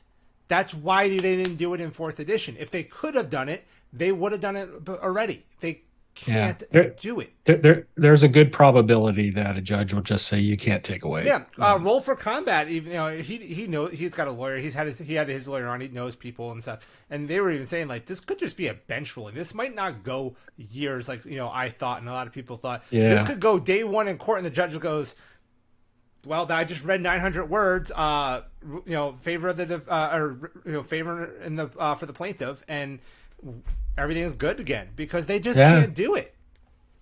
Yeah, well, thank God for Paizo with and the third party publishers affiliated with that, with Orc and Project Black Flag. Yeah, I tell you that when that was announced, I had hope again. That the third party publishers will thrive again, and there's that word hope. It's a bad business built term. on it. Yeah. It's a bad business term. I never say that. I haven't been an executive in companies. Hope is not in your vernacular, but goal is. But what they released has given me peace of mind. Because I don't want to see Paizo go away. I don't want to see Cobalt Press or anybody else, go away. Yeah, I mean, and I think some are going to go away. Like, there's so many small Patreons and smaller, when we talk about Paizo and Cobalt Press and, even Fraga, they're not, I mean, Cobalt Press is pretty big, but they're not huge. They're big, but they're big. But then you got really small guys that are just throwing out, stuff on a weekly over a Patreon. And, even DM Dave, who's very successful, he's not big. He's got a small team, they crank out good content. But, I worry about some of these smaller publishers really just not surviving the transition. Part of the problem that I've been saying is the reason everyone's publishing under 5e is because that's where all the players are. And now if we splinter and, Mike goes and starts playing Cypher and you start playing 2e and I start playing Call of Cthulhu and Frank starts playing something, old school essentials. If we all start doing different stuff, right? And now there's only, each system's got 10% of the market. Well, if I'm a publisher, what do? If I publish for one system, I only have 10% of the customers I used to have. And if I publish for all of them, the cost is astronomical. I can't make that money back. So, that's part of the problem of all of this is at least with 5e, we were all playing, the majority of the customer base. Obviously, there's always been people playing these other games, but everybody was there was this huge mass of people playing a single game, so there's this huge mass of customers. And sure, I don't own every third party book, but I buy a bunch, you buy some. There was enough for everybody. There was enough to go around. And if this splinters, I just don't know what happens. Yeah, the system fragmentation is not good, but a lot of those. It's great as a player. It's great as a player and as a GM to start getting to play with other systems. But as a business that produces content for systems, it might not be the best thing. It's the same decision software developers make. Am I going to do PC, Windows PC, or Mac or Linux? But that's three. Of course, they're going to do Windows. 20, right? Yeah. And everybody's got a computer, so there's enough of that pie to go around.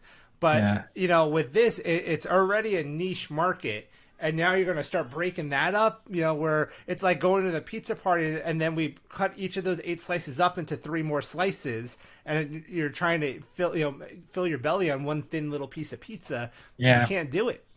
But now these little guys have Project Black Flag that they can hook their wagon to. The different game systems. And MCDM's project as well, right? Matt Cavell's got something coming out. So Matt Colville, you got 2 big names in the industry, both wanting to produce new systems that are going to both be different systems, right? But probably both be good systems. And I think that if everyone latches on, if you have Pathfinder, Black Flag, and whatever Covell's doing, then right there, 3 systems. Maybe only one of them comes out. Maybe 2 of them come out on top. Whatever. Maybe all 3 do well. But I feel like that might be enough to survive. Sure, if they all hitch on to Orc, I don't think Cavell's hitching on to Orc. I think he's gonna do his own OGL. But as long as everybody says, "Hey, I created a system. Please publish material for it. It's an open gaming license and it's irrevocable and it can't be deauthorized." Then everyone can win. Still, it's possible. Well, yeah, there are ways to do that. You can still print one book, and then you can print a smaller PDF that here are the 5e creatures. Here's the PF2 creatures. Here's the Covell creatures. And things like that. Yeah. It adds a little cost. But the core story. Just because a piece of content is developed for Pathfinder doesn't mean I'm, not going to use it in 5e. It's fairly trivial to convert. A lot of the monsters that Pathfinder are available somewhere in 5e, and vice versa. It's a lot harder to go from 5e to Pathfinder than from Pathfinder to 5e. In my opinion, because having done some Pathfinder conversions, I kind of have a formula for that. Yeah. Really, mechanics aside, people who publish adventures are going to do just fine. What they don't have is like the same type of marketing that others have. Wolfgang has been in this business a long time. Lisa Stevens of Paizo. Wolfgang's been in since AD&D, second edition? Yeah. Lisa Stevens was employee number 1 for Wizards. Yeah. And I'm glad that Paizo is stepping up. We are going to defend the OGL 1A. We are going to create this orc license, and we're going to pop this puppy, in a nonprofit company. Smartest move, man. Great marketing. Yeah. Regardless of how this is, brilliant marketing right there, man. Brilliant marketing. And their whole business started on the basis of preserving a system people loved. Yeah. So smart move, amazing move. I'm going to use that discount code to make some acquisitions. Absolutely. On the path. I was already thinking about off. Getting their books. But I love their content. I got a bunch of it on Foundry too. Now I bought some of the stuff on Foundry. If you want to take a look at it, I throw a server up and share it with you so you can see it before you buy it. Love to see it. But I use a lot of their content in my Southlands game, and so check it out. Find people. All of them have their own Discord servers. Yep. People will tell you what it's all about. It's a low investment other than time. To learn more about, other people's settings, other people's game mechanics and things like that. This will all shake out. One of the commenters, I think it was Jay, said, we can't be goldfish. Yeah, much earlier I saw that comment. Yeah, we can't forget about this. No, let's not forget about. Let's continue to keep the pressure on Wizards. Don't be knee jerk, about canceling a D&D Beyond product. If it's bad for your game, don't. Yeah, but if you can do it, do it. If you can do it, do it. Yeah. Jay also said too. He was just saying they need to earn it by putting out such a good product that we can't resist moving to 1D&D, but not trying to wipe clean any and all choices we currently have, trying to force everyone. Here's the thing. 5e, if you really look at other systems, right? People who play other systems will tell you 5e is not the best system. But there's so much content. The third-party publishers prop up 5e and make 5e desirable. So this whole thing that they're doing, they could replicate this with 1D&D. If they just said, let's keep going with a 1.0 in 1D&D, I guarantee 1D&D would be successful. But they didn't do that. And then, to your point, by the way, what you were just saying about the other publishers, Frank said, what I like about third party are the owners and staff are a lot more accessible. AAW, Raging Swan, Cobalt Press, for example, is a great community. Yeah, you come on the Midgard Adventure server that Clayton runs.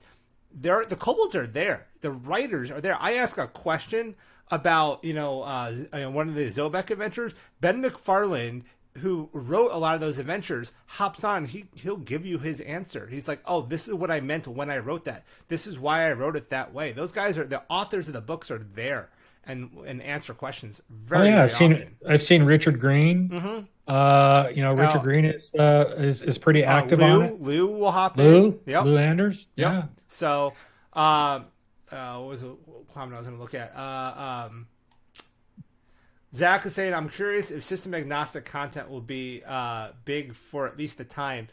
I've talked to a couple of publishers who are looking at like ways they can do system agnostic. It's hard to do monster stat blocks agnostically. Like he was thinking, like, maybe I do the description and talk about the monster, and then have a little chart that's just like, if it's 5e, you would give it this many hit points and this AC, and if it's Pathfinder, you would do it this way, like kind of just the bare bones stats, but not doing the full stat blocks. I don't know, Yeah, that I think is going to be what's going to happen. Yeah. Is people are going to release the adventure stuff in a system agnostic manner.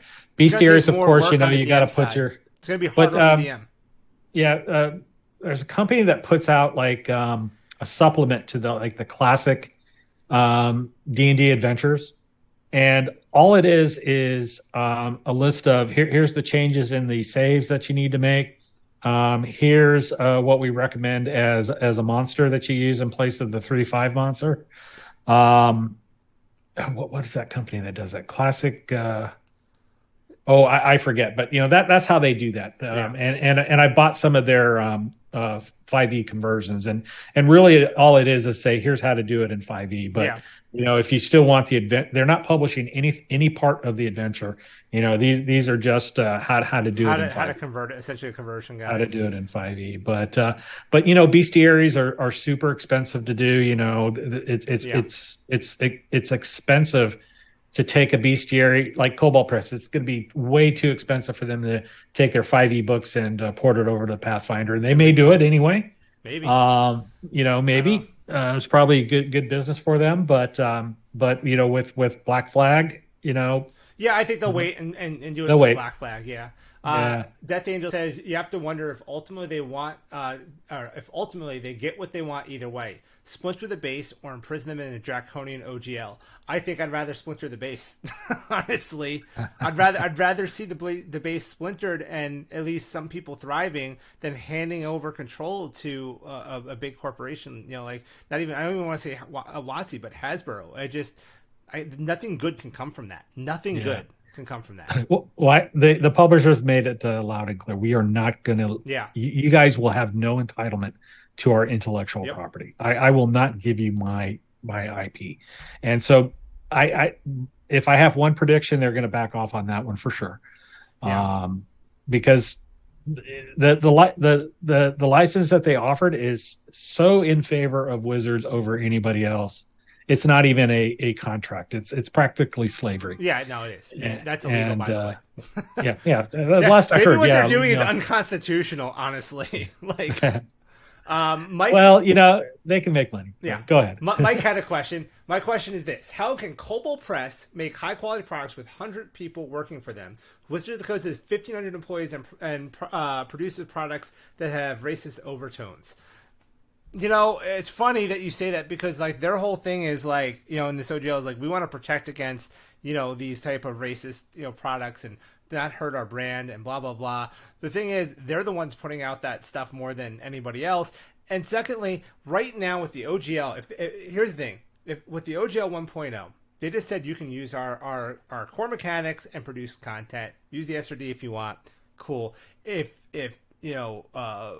new TSR puts out something bad, that's not a Wizards of the Coast. They can say it's not our fault. Like anybody can publish anything we want. We don't have control over. That's part of the arrangement. They can just go like this. With 2.0, if they want to put that in, now they have to. Now if somebody puts out something bad and they don't catch it, it's their fault for approving it. Like it puts so much more responsibility on them. Why would you want that? Like, why would you want, like, how many thousands and thousands and thousands of PDFs are they going to have to review? Who's going to do that reviewing? Right. How do you police that? You can't. They're better off not just saying, listen, we don't believe in these, like, here's our values. We don't want to see content like that. But as part of that trade-off of giving you guys this freedom to create, we can't police it. It's up to you, the community, to police it. And if you see something you don't like, don't buy it. That's how you speak to that stuff, is you don't support it. And nobody with a brain and some sentience believes that their number one reason for 1.1/2.0 It's obviously OGL the NFTs, what Lee. what It's was obviously was the to NFTs. yeah Slandered Gaming, that's another channel on YouTube. He released on Friday a video called Wizards of the Coast respond regarding the OGA. The host of that channel is a person of color, and he had some a very interesting point of view on Wizards' number one reason for releasing this OGA. You know, because we don't want racism and adult, you know, type content being part of it. You know, and he uses some very colorful metaphors. So yeah, definitely Slandered Gaming. Slander Gaming. Okay, check it out. Yeah, you know, I'll grab the link and I'll send it to you, Joe, to post in the chat. Sure, sure. Yeah, But I loved it. I immediately said I want to party with this guy. You um, know, he was great. I think Frank was trying to answer your question about which system it was you were talking about earlier. He said classic, reinvented, or something like that. B series, Bang, yeah, etc. yeah, So, um, yeah. see here, Zach. Yeah, a few people say they didn't like Spelljammer. I was kind of disappointed myself. I was never a big Spelljammer guy in the second edition days. I was more of a Dragonlance guy. So I didn't do a ton of Spelljammer. I had kind of high hopes of it being good in 5e, but I was just kind of like, you know, like anything I get from Wizards, I'm like, I can use that piece of it. I'll take that piece of it. But that's me with everything I buy, is like I take pieces of what I like. Let's see here. Who's doing these silly Web3 NFTs, etc.? Oh, right. Wizards of the Coast is planning on doing it. Yeah, exactly. It's so fun. It's so hypocritical because they're just like, oh, we don't want NFTs unless we're making them. I don't know. Right. You know, if Wolfgang wants to release the original artwork he paid for as an NFT, so what? Yeah. But I think I think they're more worried about somebody releasing a D&D logo NFT or something. I don't know, or a Drizzt NFT. I'm not sure. Yeah, that's settled law. That there's a big difference between copyright law and trademark law. So Drizzt is a trademark. Beholder is a trademark. Are they worried about like the SRD coming out as an NFT or something? Like I don't. What's the benefit to that? It's already free online to download. Can't do that. That's copyright. You know, and copyright is just law is just such a huge. I guess the excuses they're using don't make sense. Like at least come up with better excuses. You know, like they're it seems like the stuff they're talking about is just Web3 and blockchain. What? Like yeah. Now Web3, you know, has to do with decentralized distribution of technology. Yeah. You know, creating a VTT on top of a blockchain. You know, I'm in the tech industry, you know, as part of the publishing industry. That doesn't make sense to me, you know, as a direction. But, you know, artwork, you know, NFTs are good for selling a photo, selling artwork, and stuff like that. That's crappy for anything else. Yeah, like it'd be great for Magic the Gathering, like you know, like doing like Magic the Gathering or Pokemon for NFTs, like that. I could see being profitable.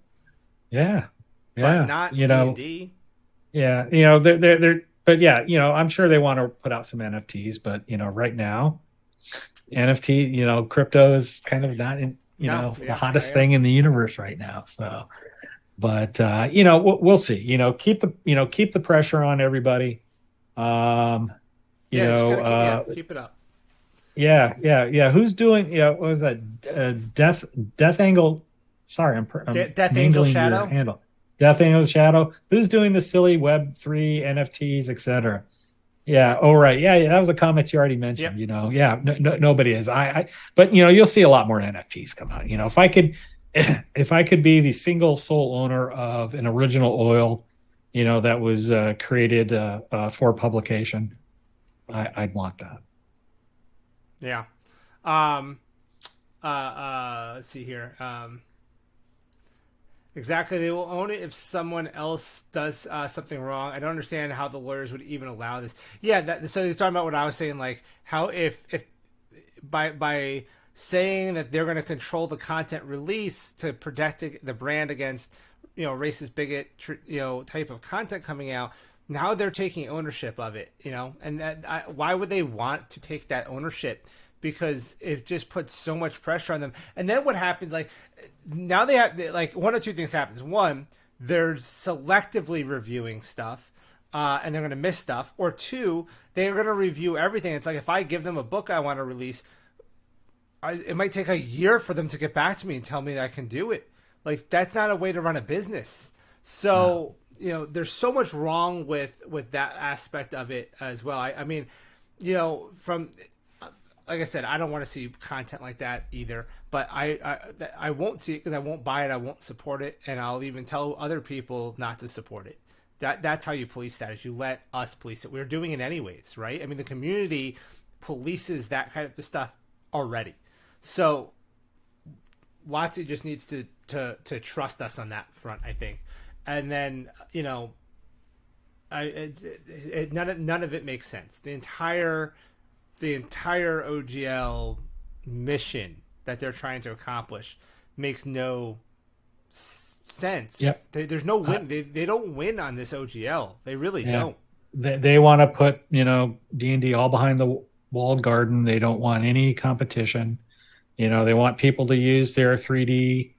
And I'm worried about that, right? Because I'm worried about losing Foundry. Like, that would be that's a personal worry of mine. I don't think Foundry's going to go away. No. Foundry's not going to go away, but will I still be able to play 5e on it? Will I still be able to create 5e content for it? That's kind of my worry. Foundry's going to be strong, especially with their Pathfinder 2 content. God, it's good. It's really, really good. Well, because Foundry is decentralized, where they just sell a product that you have to install on your own server. Mm-hmm. Well, they can, they can't go into our Foundry servers and take 5e off and take it. But what could happen is that an update at some they'll point stop could supporting break it. Yeah. An update at some point could break it, but then the community can just keep it up, right? For free. Community will keep it up. I could update it and go, here, Clayton, I fixed 5e. It works now with with Foundry version 11. And I didn't, Yeah, Foundry doesn't make any money. They distribute that system for free. Yeah.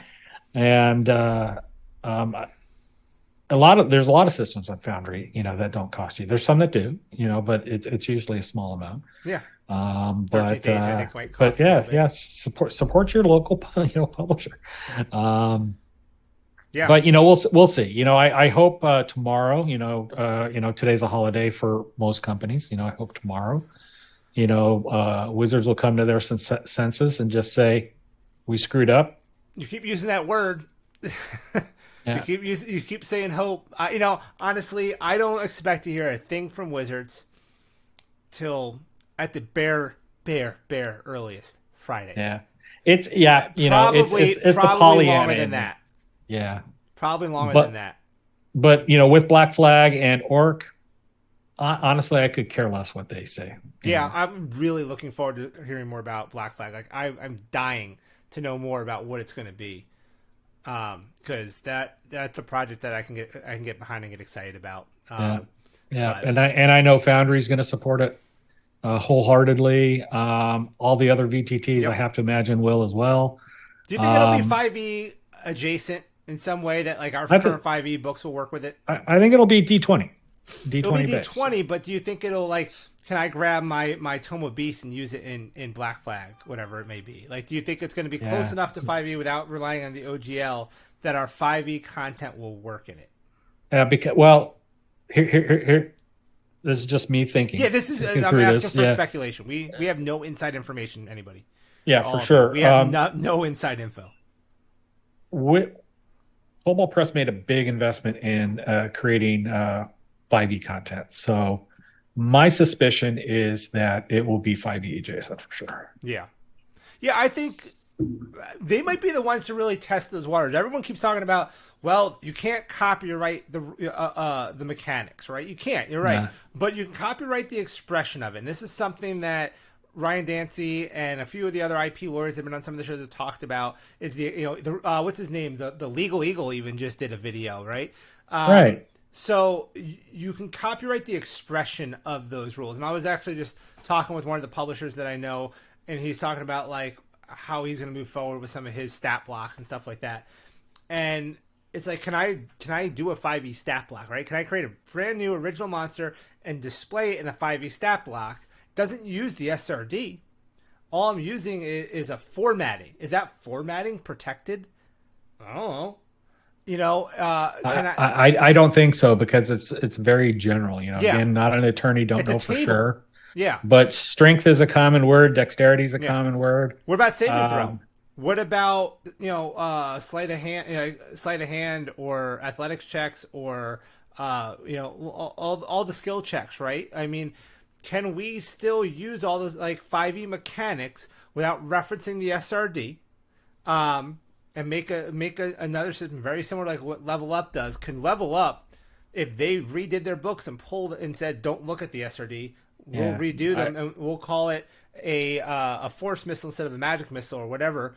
Right. I mean I don't think they can copyright the stat block or the format of the Right. stat block. So, But definitely, magic missile will probably become force missile, and fireball will right. probably be called, exploding fire or Yeah. So explosive fire. nobody's ever tested it, right? We keep saying it's a gray area, and that's what the OGL is beautiful about, is that it just settles that gray area. Yeah. Maybe Cobalt Press will be the first one to really test that water and see how far we Right. can do. Like, they'll do it. They'll do it legally. Sure, WotC could say we're going to sue you, but WotC can sue you for anything anybody can sue you for anything they want. Doesn't mean they're going to win. But Right, WotC can release any license that they want. yeah, It's going to take a judge to say whether you can do that or not. yeah. I think ultimately, Paizo and other are going to take WotC to court about 1.0A, and WotC's going to lose.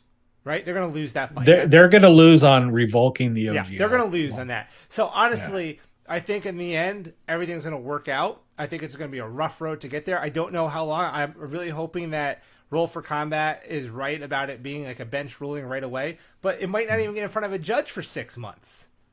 We don't know. Yeah, exactly. I don't know. Exactly. I don't know how any of that works. I have no clue.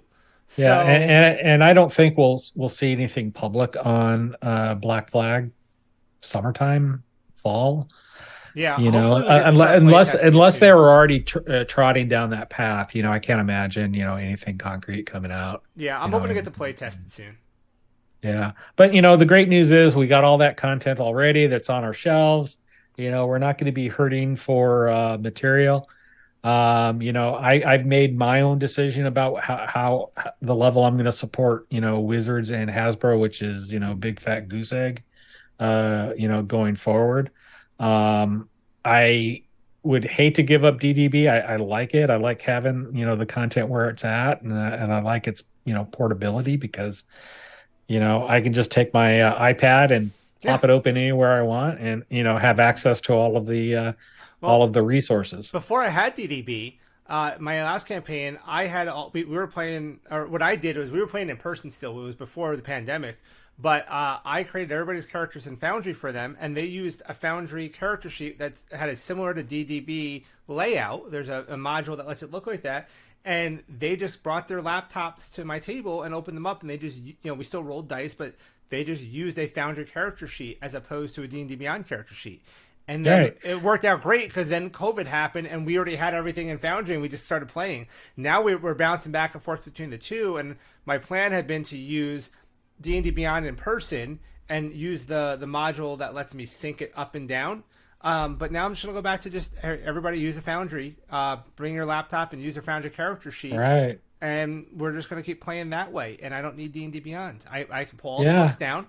I have full version player's handbook, DMG. I can pull it all down into Foundry and use it. So if you want, guys, go buy a Foundry license for $50 and do that. You can self-host on your home computer if you have good enough internet, or you can go to Foundry server. I think DM Toolbox 2022 is still a good coupon code to get like your first month.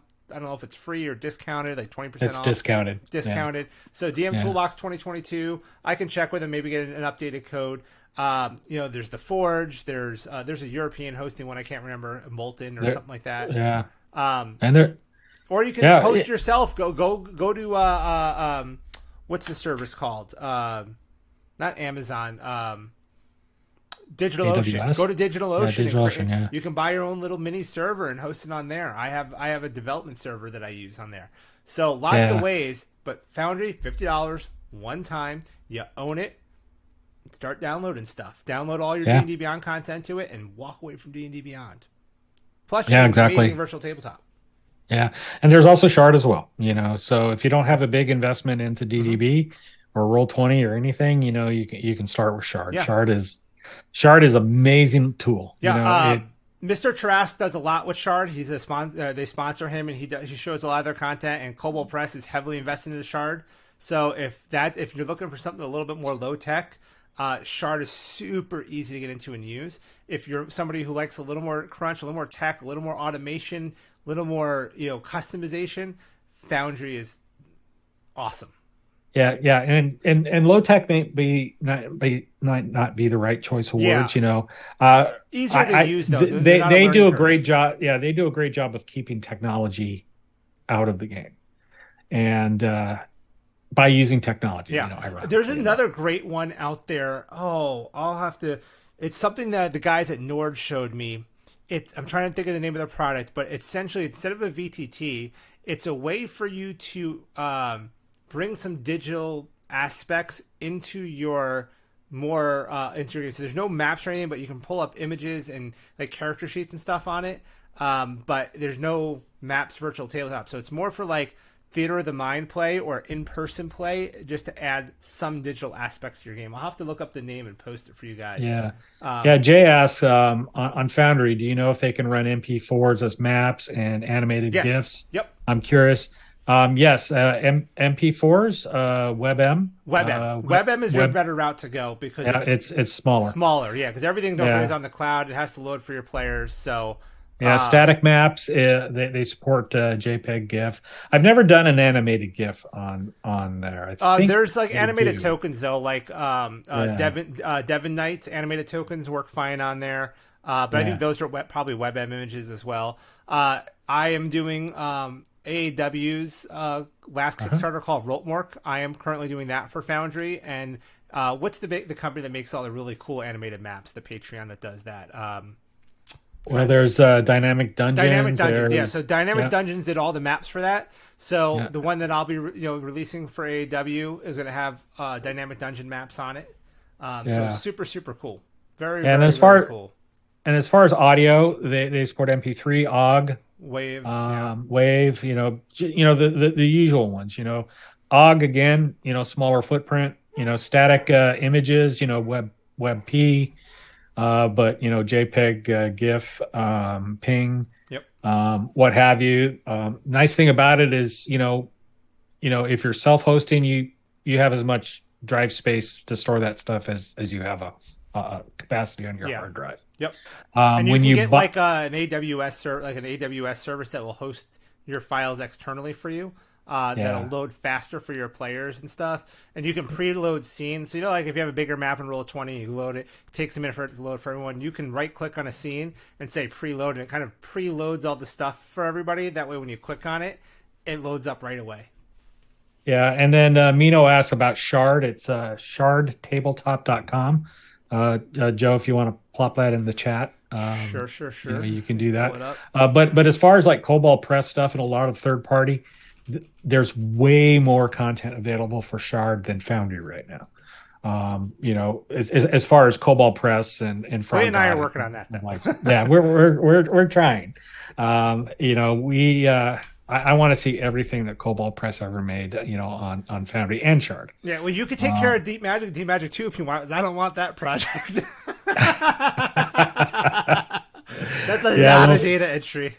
We'll see. Yeah, that is a lot of data entry, but we'll cross that bridge when we come to it. Yeah, we'll get there. I want to do. Yeah. I would like to see the world book. Like I'm more about the setting stuff. Like I want to see the world book. I want to see the Zobek book. Like books like that. Those are the books I want to see in Foundry because those I use. Yeah, those I use. And, I like the quick reference. And as far as moving your stuff off of Foundry or off of DDB onto Foundry, there's plugins. Yep.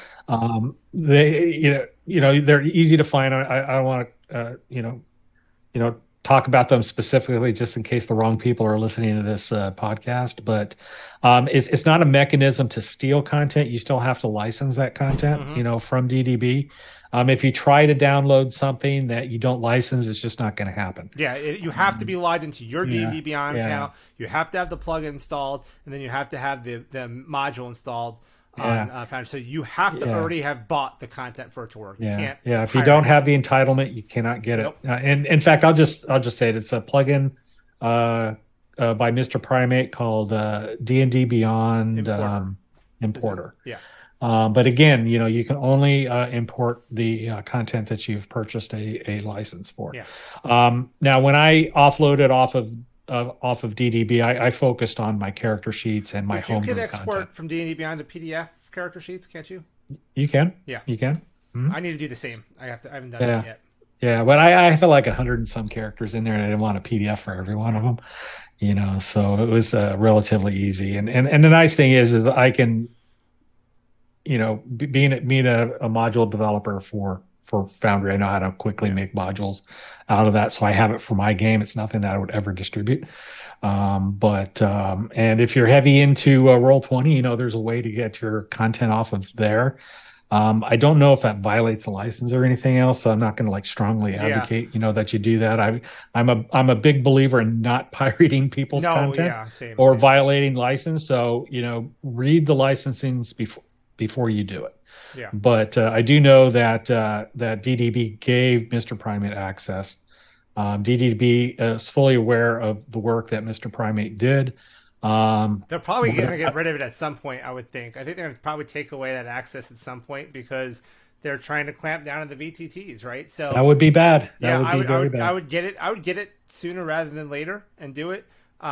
Because, you know, at least you'll always have it and you can walk away from D&D Beyond if that's what you want to do.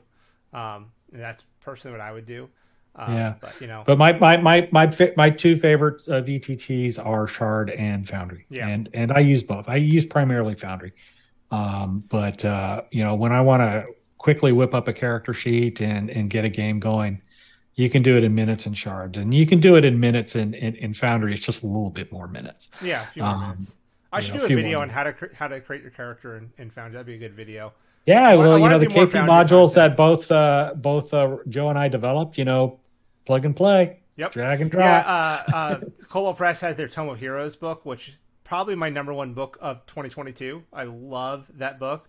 And Clayton did the Foundry conversion of that. And basically you can pull it up and pull up a class or subclasses, and you just drop the subclass onto your character. It's a compendium. You drag and drop, just like if you know Roll20 compendiums, how you can drag and drop stuff. Same thing. You drag and drop it on, bam, it fills it out. You're like, yeah, you know, I want this option. And you just drag and drop all the stuff you want onto your character sheet, and it's done. Yeah. Super and Tome of Heroes came out really good because of some releases that Foundry did with the core system. So when they released the 1.6 version of the D&D system, 5e system, they really released some improvements that just, you know, I was able to take and just make that product sing. You know, right now it's been upgraded since then. It's like 2.1 now, but all that functionality from back to once. One other thing to mention too, and I feel like people forget this since D&D Beyond. D&D like Wizards has free, I'm pretty sure they're free, PDFs, PDF character sheets that you can download that are form fillable. Yep. And that's how it right from their website, the Wizards website. Sheets. Yeah, they're form fillable. So all you need is Acrobat Reader. You can download a character sheet and fill it out, and then put that in a Google Drive. Like your players can fill those out, put them in the Google Drive, and you as the DM have access to those as well. Granted, it's not going to automatically do the math and stuff for you though. So like when you put in a +2 on wisdom and say you're proficient in perception and hit that radial, it's not going to automatically populate that for you. You have to manually populate all the fields. But again, it's just another way to digitally have a character sheet online that everybody can access. So there's so many ways to do it besides D&D Beyond. D&D Beyond is just, it's a convenient tool. It's a decent tool. It's one thing that has always boggled my mind about D&D Beyond is how terrible their homebrew tool set is. It is so hard to create custom subclasses and options, and it's just clunky. It's Oh not yeah, good. It's it's really so not. The end product, once it's, you get it working, it's fine. But it's so getting much there easier is, to do it in any of the VTTs. yeah. And You like they're know, like saying like, oh, we're gonna bring. How long have they been working on their combat tracker? That I still don't think that the player's health pool shows up in the combat tracker. I'm no, like, no, the that encounter feature, builder has been in beta since it was yeah, released. that feature would take a Yeah, week to develop on Foundry. Like, yeah, it's just, I'm like, I see the features of Foundry coming out so fast with his small staff compared to what D&D Beyond is doing. I'm like, I don't know what they're, aside from a very convenient character mancer, that I don't see the value in D&D Beyond other yeah. than being able to create characters really easily and being able to share the books with my players, but like, let's face it, like when you sit at my table, if you don't have a player's handbook, I'm not going to be like, oh, you don't own a player's handbook, you can't read mine. No, here it is. I have a Google Drive of my Kobold Press PDFs that my players can read. That way they can create characters and stuff. That's Yeah, why I really wish Wizards had PDFs of their stuff, because it'd be so much easier to share with my players. But for sure. Well, DDB, it takes about 2 hours to create a race or a subclass, oh, and to do it properly. I did my You know, character, my Minotaur. I have the Thunder Paladin, Oath of Thunder Minotaur for my Midgard server character. And I had to create all that in D&D Beyond. I spent like half a day doing that, and I'm like, this would have wow. taken me 5 minutes in Foundry. Yeah, yeah. I mean, building a race from scratch is minutes. Same in Shard. So yeah, and then you can create a module out Yeah. of that, Oh, and it's this super is a simple. You should do a GM toolbox on that. I will. So, This is a great point too. Minnow says you can't even create a modified regular item without using a magic item as a baseline. Yeah, like I just wanted to right. create, like I wanted to create basically a katana, and I couldn't do it like because I wanted to change certain things about the longsword. I was using the longsword as a baseline, but I wanted to change a couple of things. And like I wanted to take a short sword and make it a versatile weapon. I couldn't do that. I had to create. I had to hack the system and make some weird stuff to make that work. Like if I just in Foundry, I just create a new item and put in all its stats. Right. Done. And Eldritch Invocations not even supported. There's a character sheet module for Foundry that I haven't used it in a while. I used to use it, but it was a bit robust and it messes with too many of the other modules. But you could automate so much features and so much stuff. It was such a good character sheet. I don't remember what it was called now, but I used to use it a lot, and I finally had to get away from it because it was just breaking other stuff, unfortunately. Right. But it was almost like an entire Foundry revamp, like a mini Yeah. Foundry. I mean, And I'm a Sly Flourish devotee, lazy DM, yeah, and I want to focus more on telling a he story did a and good planning video my today story. too, by the way. Yeah, Yeah, I did see that. yeah, you That was saw good. his video this morning about OGL stuff. It was Mm, a good video. yeah, Um, yeah, It'd also be great to make sidekicks and other things that D&D Beyond has been able to complete. Yeah, I bet there is a sidekick module for Foundry. I wanted to take. Have you ever seen what's his name? I can't remember it now. It's like Steve Goober something. He has this companion system that he released on D&D Beyond for mainly around Out of the Abyss. It's a way of handling NPCs because there's so many NPCs in Out of the Abyss. It got clunky, so he made this whole really easy to use system for handling NPCs differently. And I love it. I'm like, I really want to make a Foundry module out of it because it's such a beautifully simple, elegant system for NPCs where you get this NPC card. They've got like 3 health checks, and essentially they occupy the same space as the player character who's holding that card. And if the player character gets hit, they can have that NPC take that hit instead and checks off 1 box. And if they get all 3, they're dead. And they have 3 abilities. A baseline ability they can use. So if they're a cleric, they can cast Cure Wounds 3 times a day. And then they'll have like an inspiration ability, a little bit better ability that, if you've built up trust with them or if you've helped them out a little bit, you can do that ability once. And then they have like, if you kind of completed their storyline and you've become really close with them, they have a much better ability. Maybe it's like a mass heal wounds kind of ability that they can do. And that's it. and one player holds it. They occupy the same space in the board as that player, and that's it. And it's a super easy way to handle lots of NPCs. And I want to make that a Foundry module out of that. Yeah, that'll be a good one. And that's the beauty of Foundry. Some very smart people have found ways to extend Foundry beyond the imagination of the founder of and builder of Foundry VTT, and it can get a little unwieldy, because I know people have like 100 and some modules, that they're running. I try to keep it as low as I can.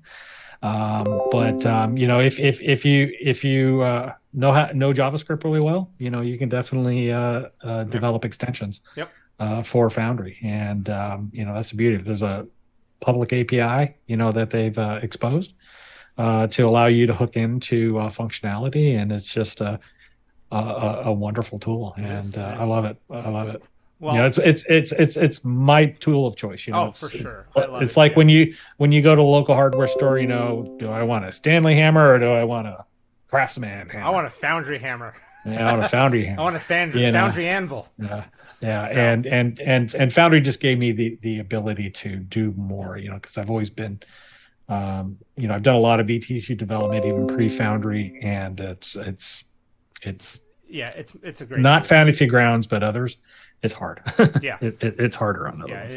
Foundry is great, and if you want to learn how to do some of that stuff, hop on like Udemy.com or Udemy, however you like to say it, and I found JavaScript and CSS and HTML classes. If you can do HTML, CSS, JavaScript, you can be a fantastic Foundry developer really, really easily. So, cool. Well, listen, guys, it's getting late. We've been on here for quite a while. I think I don't even know what our runtime is at this point. Couple hours. Yeah, a couple hours. Yeah. So it went by quick. It does. It does. When you're talking about stuff you're passionate about. So, couple key takeaways before we wrap up. One, keep the pressure on WotC. Cancel your D&D Beyond if you can. Keep tweeting. Keep talking about it. Keep telling people about it. Keep posting about it. Nothing less. The bare minimum. The minimum. Not the best they can do. The minimum they can do is leave the 1.0A OGL alone. Yeah. If they want to get back some good faith, they make 1.0B and solidify the point of it can never be revoked, and maybe give us a 5.2 SRD with some more stuff and put 6E under that OGL. But the bare minimum 1.0A can't be touched. Keep the pressure up on them, and don't let this die. Don't let another news cycle come around and forget about it. Otherwise, they win. And as they made clear, there are sides in this, right? This is they said it themselves that there's two sides, us and them. They said that in their statement that we both won, and right now nobody's won. They're losing and we're losing. So let's come out of this on top, and keep it going. So Clayton, I appreciate you coming on. I really, really do. It's been great, Joe. Thank you for inviting me. Yeah, it gave us a little bit different perspective. Guys, if you haven't done so already, make sure you click the like button, subscribe to the channel if you're not. I am going to be doing some different stuff with the channel this year. Like I said, I think I'm going to probably be rebranding to the Game Master Toolbox. I finally got my new logo in, but there's a lot to do in rebranding and URLs and stuff like that. So you might still see the DMT for a little bit longer, but I'm working on it. I've already updated my Twitter handle. And I want to start doing these lives more. I'm going to try to come up with a schedule. I'm thinking maybe like Tuesdays and Friday nights doing lives. And then on the weekends, depending on the news, I might do some impromptu ones. I do want to keep releasing my videos on Thursdays and Fridays. I know I've been bad about it lately, but there's been a lot happening lately. But I do have some 5e content to cover for you guys, including some stuff from K-Wood Gaming. Just got their new book out I want to cover. Deep Magic 2 is coming out, and Cobalt Press sent me a preview on that, so I want to show that stuff to you guys. So keep supporting your third-party publishers. Keep buying. If you want to play 5e, keep playing 5e. It's a great system. Just buy third-party publisher stuff and not WotC stuff, right? Support them. That's their livelihood. That's their bread and butter. And if you walk away from it altogether, then you're hurting them too. So keep that in mind. And, let's just, keep the community strong. So fly the black flag, everyone. Fly the black flag, guys. Project Black Flag. The orcs here and meat's back on the menu. So let's do it. So that's it for now, guys. So thank you. Thank you, Clayton. My pleasure. All Peace, right, everyone. we'll see you guys next time. Bye bye. Bye.